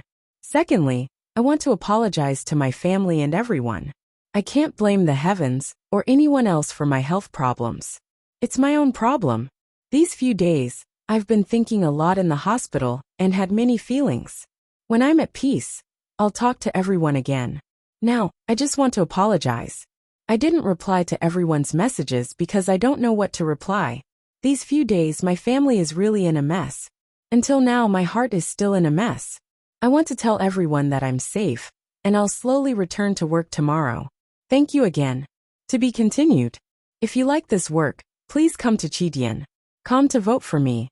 Your support is my biggest motivation.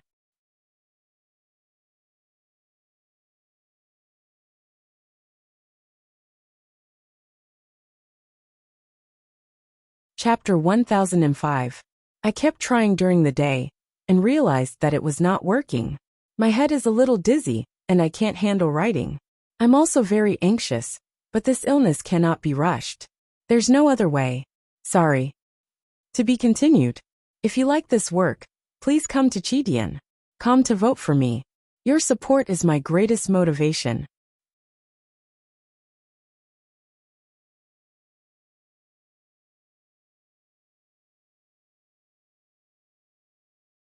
Chapter 1006. It was late spring in the city of Lincoln. Guest houses were green. A sedan came from outside the city and moved slowly on the street. Lu Yiqing sat in the sedan with his eyes closed, looking calm. During the spring sacrifice, countless lanterns were raised in the city and drifted to the night sky. Numerous Taoist believers knelt before the lanterns and prayed to Haotian. It was a solemn and sacred scene.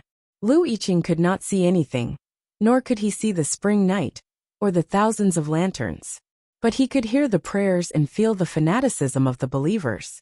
Naturally, he thought of the spring wind and rain a few days ago, the sweet rain that sprinkled on the human world, those magical scenes, and the big ship that sailed to the divine kingdom. Haotian had left the human world, but her grace remained. The changes caused by this would change the world, and the era profoundly. Lu Yiqing raised his hand tiredly. The sedan turned into a side street, and walked slowly on the road that had been widened over the years. Finally, they came to an old house. The old house was not as shabby as it used to be. It had been painted by the devout believers of the new stream. Lu Yiqing got off the sedan and walked into the house. He stood by the window and kept silent for a long time. Chen Pipi walked to him and looked at the starry sky outside the window. Lu Yiqing said, I can see that the great era is coming. His eyes were covered with a white cloth, so he could not see anything.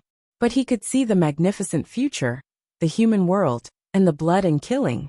The new stream that had been spreading rapidly in the past few years had almost been wiped out in just a dozen days. It was not only because the divine halls of West Hill had announced that the new stream would be banned, and the believers would be burned by fire when they were alive and thrown into the abyss after death. They would never be able to enter the divine kingdom of Hautian. It was also because Hautian had shown her kindness and power to the human world. For the doctrine of the new stream, the blessings left by Hautian in the human world, the devout believers who suddenly recovered, the cultivators who broke through the realm, and the new fingers were the heaviest blows. Chun Pippi looked at the dim moon in the starry sky and said after a long time of silence, "Other than waiting, maybe we can do something else, such as fighting." Lu Yiqing looked at the starry sky and said, "Humans can't fight against heaven." Chun Pippi said, "This doesn't sound like something you would say." A few years ago, during the Right to Light on the Peach Mountain, Lu Bai charged into the Divine Hall of Light with his sword. The disciples of the sword Garrett did not hesitate to protect Chun Pippi and Tang Xiaotang from the encirclement of the Peach Mountain and returned to Lingkong. From that day on, the sword Garrett stood on the opposite side of Taoism.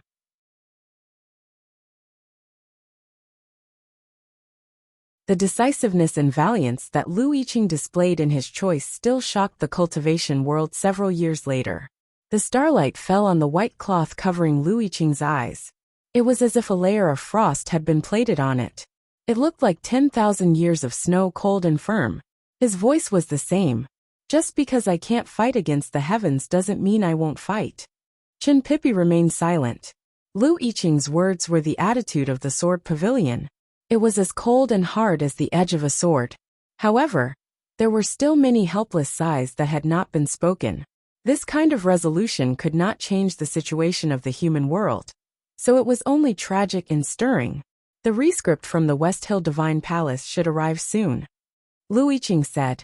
He had not seen the rescript yet, but he could guess that it was asking the South Jin Kingdom to ban the new stream and hand over Chun Pippi and the others. He turned his eyes away from the starry night and looked at Chun Pippi through the thin white cloth. He said calmly, "The sword Garrett has no more power to protect you. Get ready to leave." Chun Pippi sighed and said, "I'm used to living in Lingkong. It's a bit messy to leave." Lu Yiqing did not say anything. He turned around and walked out.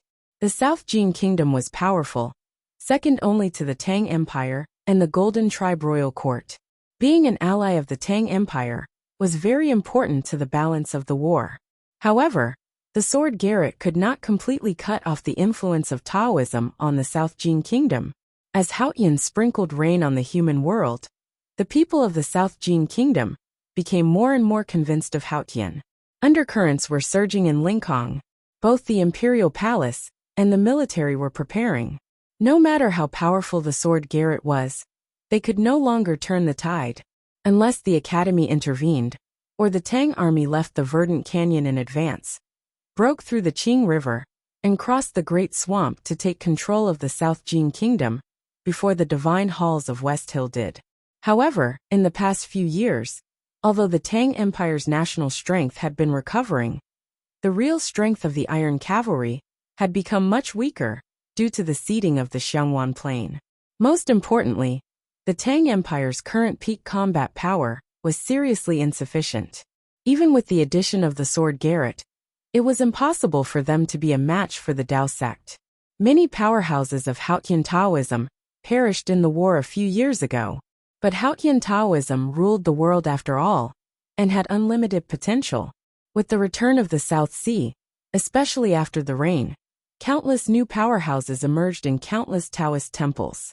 The drunkard and the butcher were still in hiding, which deterred the top few in the academy. So who could deal with these new powerhouses of Hautian Taoism?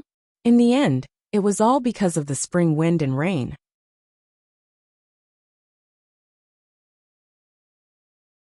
That rain had greatly changed the face of the cultivation world. Countless cultivators had crossed the high threshold in front of them.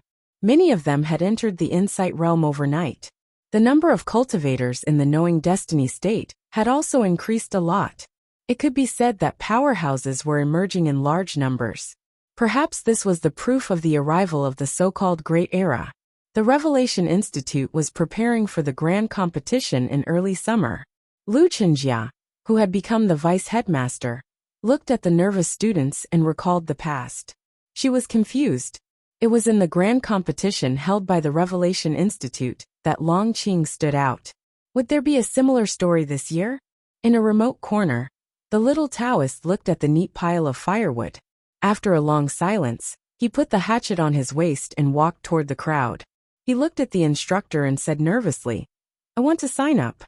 The instructor looked at the dusty little Taoist and said sternly, "Do you know what you are doing?" Lu Chenjia looked at the little Taoist quietly and suddenly asked, "What's your name?" The little Taoist was a bit flustered by her beautiful face. He said Humuliran. Lu Chenjia asked, "Why do you want to sign up?" The little Taoist was nervous and said, "I want to participate in the grand competition." Lu Chenjia was silent for a while and asked, "What state are you in now?" The little Taoist shook his head and said, "I don't know." There was a lake in the Revelation Institute. Everyone was at the lakeside.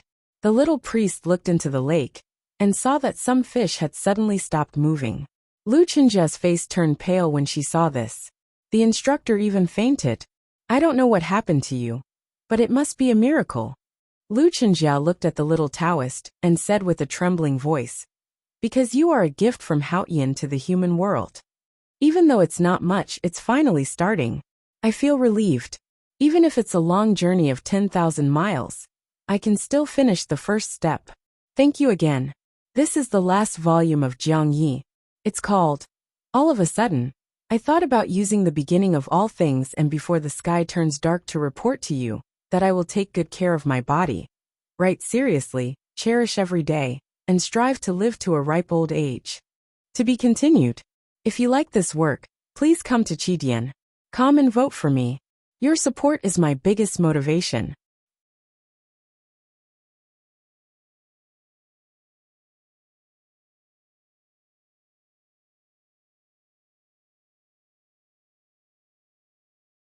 Chapter 1007. In the spring grand competition of the West Hill Divine Palace, a nameless little Taoist boy from the woodshed of the Revelation Institute won first place and displayed an unimaginable state. In the distant grassland, a young slave who collected cow dung for a living won the contest. He was freed from slavery by Chanyu of the Golden Tribe and became a glorious warrior. In the grassland contest, 2 young attendants were taken as core disciples by the national master. The Golden Tribe had 13 priests with profound states, and the national master seemed to have become more powerful. Similar things happened all over the world. A middle-aged priest in the Taoist temple of the Kingdom of Song entered the knowing destiny state by the well. Similar things happened in many other Taoist temples. The plain Taoist temple deep in the mountains of the divine halls of West Hill was quiet as usual. The Jishou Abbey had been deserted for several years since the abbey dean left. The withered leaves piled up on the stone steps and became thin and brittle due to the wind. The door of the temple opened by itself. The tactical array in the temple was still running. No one could get in except for the wind. The breeze blew over the lake and blew the golden and white straws under the eaves. It seeped in through the window and lingered on the beams and walls. Finally, it came to the table in front of the window and opened the big book like a pair of invisible hands. The breeze was illiterate, but it still flipped the book randomly. The book was flipped, and the white paper kept falling down. The ink characters on it became blurred lines. The breeze slowed down, and the characters became clearer. The hand scroll that recorded the names of the most powerful cultivators in the world of cultivation had fewer names compared to a few years ago, such as Lu Bai, Yi Su, and Chen Pipi. But there were more names. Some of the new names were unfamiliar, such as Heng Muliran. Haotian was fair.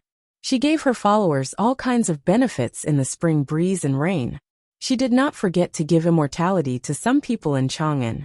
But at the same time, she was not fair either. That was because the divine halls of West Hill was cool while Chang'an was hot in the summer.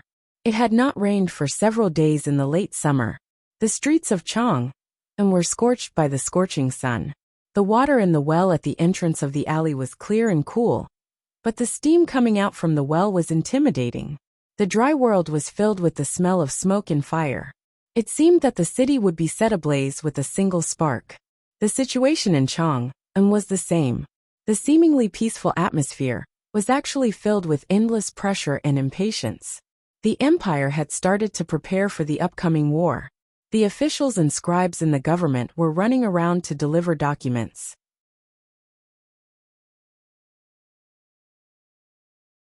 The transportation of food and fodder had entered the most important stage.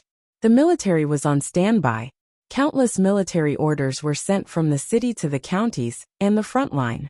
To the north of the Vermilion Bird Avenue, past the Jianshan Archway, there was a large forest. Behind the forest was a green meadow. There were dozens of buildings with bright tiles and black eaves. This was the military headquarters.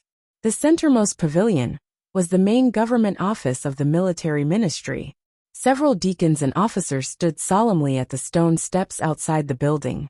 They were all drenched in sweat, but no one knew whether it was because of the suffocating heat wave or because of the suffocating tension represented by the voices behind them. The focus of the war is definitely the South Jin. If we can get out of the verdant canyon in half a month and open up Qinghe Prefecture, we can help the Sword Garret stabilize the South Jin.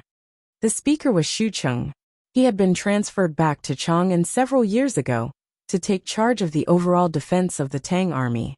He was no longer the commanding general of the West. General Su Qi stayed in the northern battlefront camp to face the powerful Golden Tribe royal court.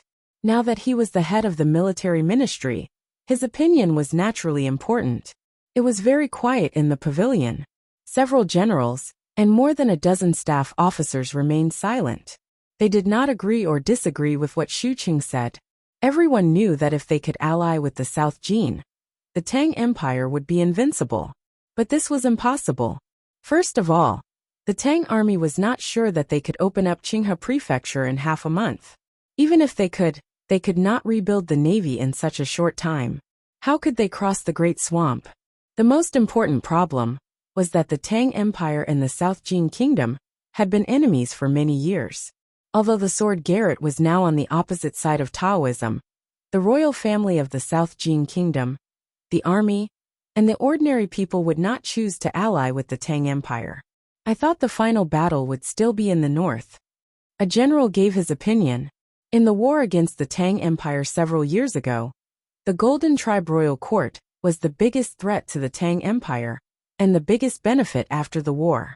There was no doubt that the wolf cavalry on the grassland was the most powerful enemy of the Tang army. They were also the enemy that the Tang army wanted to defeat the most. When two armies fought, the most important thing was the momentum. If the enemy's strongest force could be defeated, many difficulties would be solved. The Tang army chose the Golden Palace as their opponent, which was not a mistake.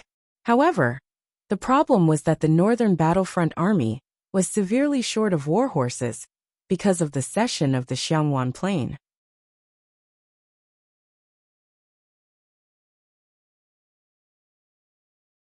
The northern battlefront army alone was far from enough to defeat the Golden Palace, let alone drive them out of the 7 stockade villages. When we signed the agreement with the Divine Halls of West Hill, the Academy promised the Imperial Court that even if we ceded the Xiangwan Plain, there would be no problem. So I think there should be no problem. General Su Qi also expressed the same idea in his letter. What we need to do is to cooperate with the Academy. General Xu Qing looked a little tired. He said, "The problem is, if we choose to fight the Golden Tribe from the beginning, even if we can gather the power of the whole country to win, what about the other directions? Once the Divine Halls of West Hill regains control of the South Jin Kingdom, how can we take back Qinghe Prefecture?" Qinghe County had to be taken back, because every day that the warlords existed in this world was another day of humiliation for the Tang Empire. The Golden Tribe royal court had to be massacred because there were countless souls of the Tang army waiting to be redeemed by their comrades at the frontier fortress. The Yin Kingdom had to be conquered because it represented betrayal and unbearable slaughter. Correspondingly, The Tang Empire was surrounded by danger. The temporary peace of the Yueluan kingdom did not mean anything. Far away in the West Wilderness, the barbarians whom the Tang army had never fought had begun to gather their cavalry. Maybe in a few months, they would join the Golden Tribe Royal Court's army to invade the south. Similarly, the Yin kingdom was recovering under the rule of Emperor Chongming, and with the help of the divine halls of West Hill. With the help of the cavalry of the East Wilderness, the Yin kingdom would not be as weak as it used to be. It was even more so for the Qinghe prefecture and the South Jin kingdom in the south. In this world, the enemies of the Tang Empire were everywhere. So there was no peaceful border. In this world, the enemies that the Tang had to defeat were everywhere. So there was no main direction to attack. Did the disciples of the sword Garrett go to the Great River Kingdom for shelter last time? Shuqing asked. The current situation was clear. If the divine halls of West Hill went north, the South Jin kingdom would not be able to protect them. In the eyes of the Tangs, the disciples of the sword Garrett had helped them before, so they had the obligation to protect them. At this moment, there was a military report from the South Jin kingdom outside the building. The sword Garrett told the Tangs that they were not willing to retreat and were determined to defend Lincoln. Why were they not willing to retreat? Lu Yiqing's answer in the letter was simple: because they were not willing. To be continued. If you like this work, please come to Chidian.com to vote for me. Your support is my greatest motivation.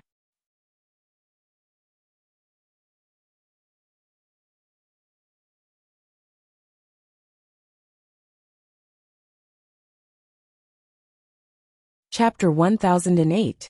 My sister is also hospitalized today. She's the third one this month. There's nothing much to say. It's been a tough year for my family. I'll stop writing for a while. Please give me your blessings. I think everything will get better soon. To be continued. If you like this work, please come to Chidian.com and vote for me. Your support is my greatest motivation.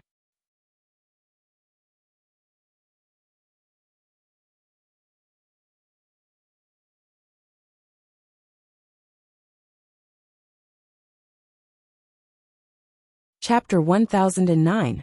All kinds of medicine, all kinds of troubles, all kinds of indescribable, all kinds of discomfort. I suspect that I have a hysteria. When I return to the Qing kingdom the day after tomorrow, I will go to the hospital to have a good examination. I hope I can solve both my physical and mental problems and report to everyone.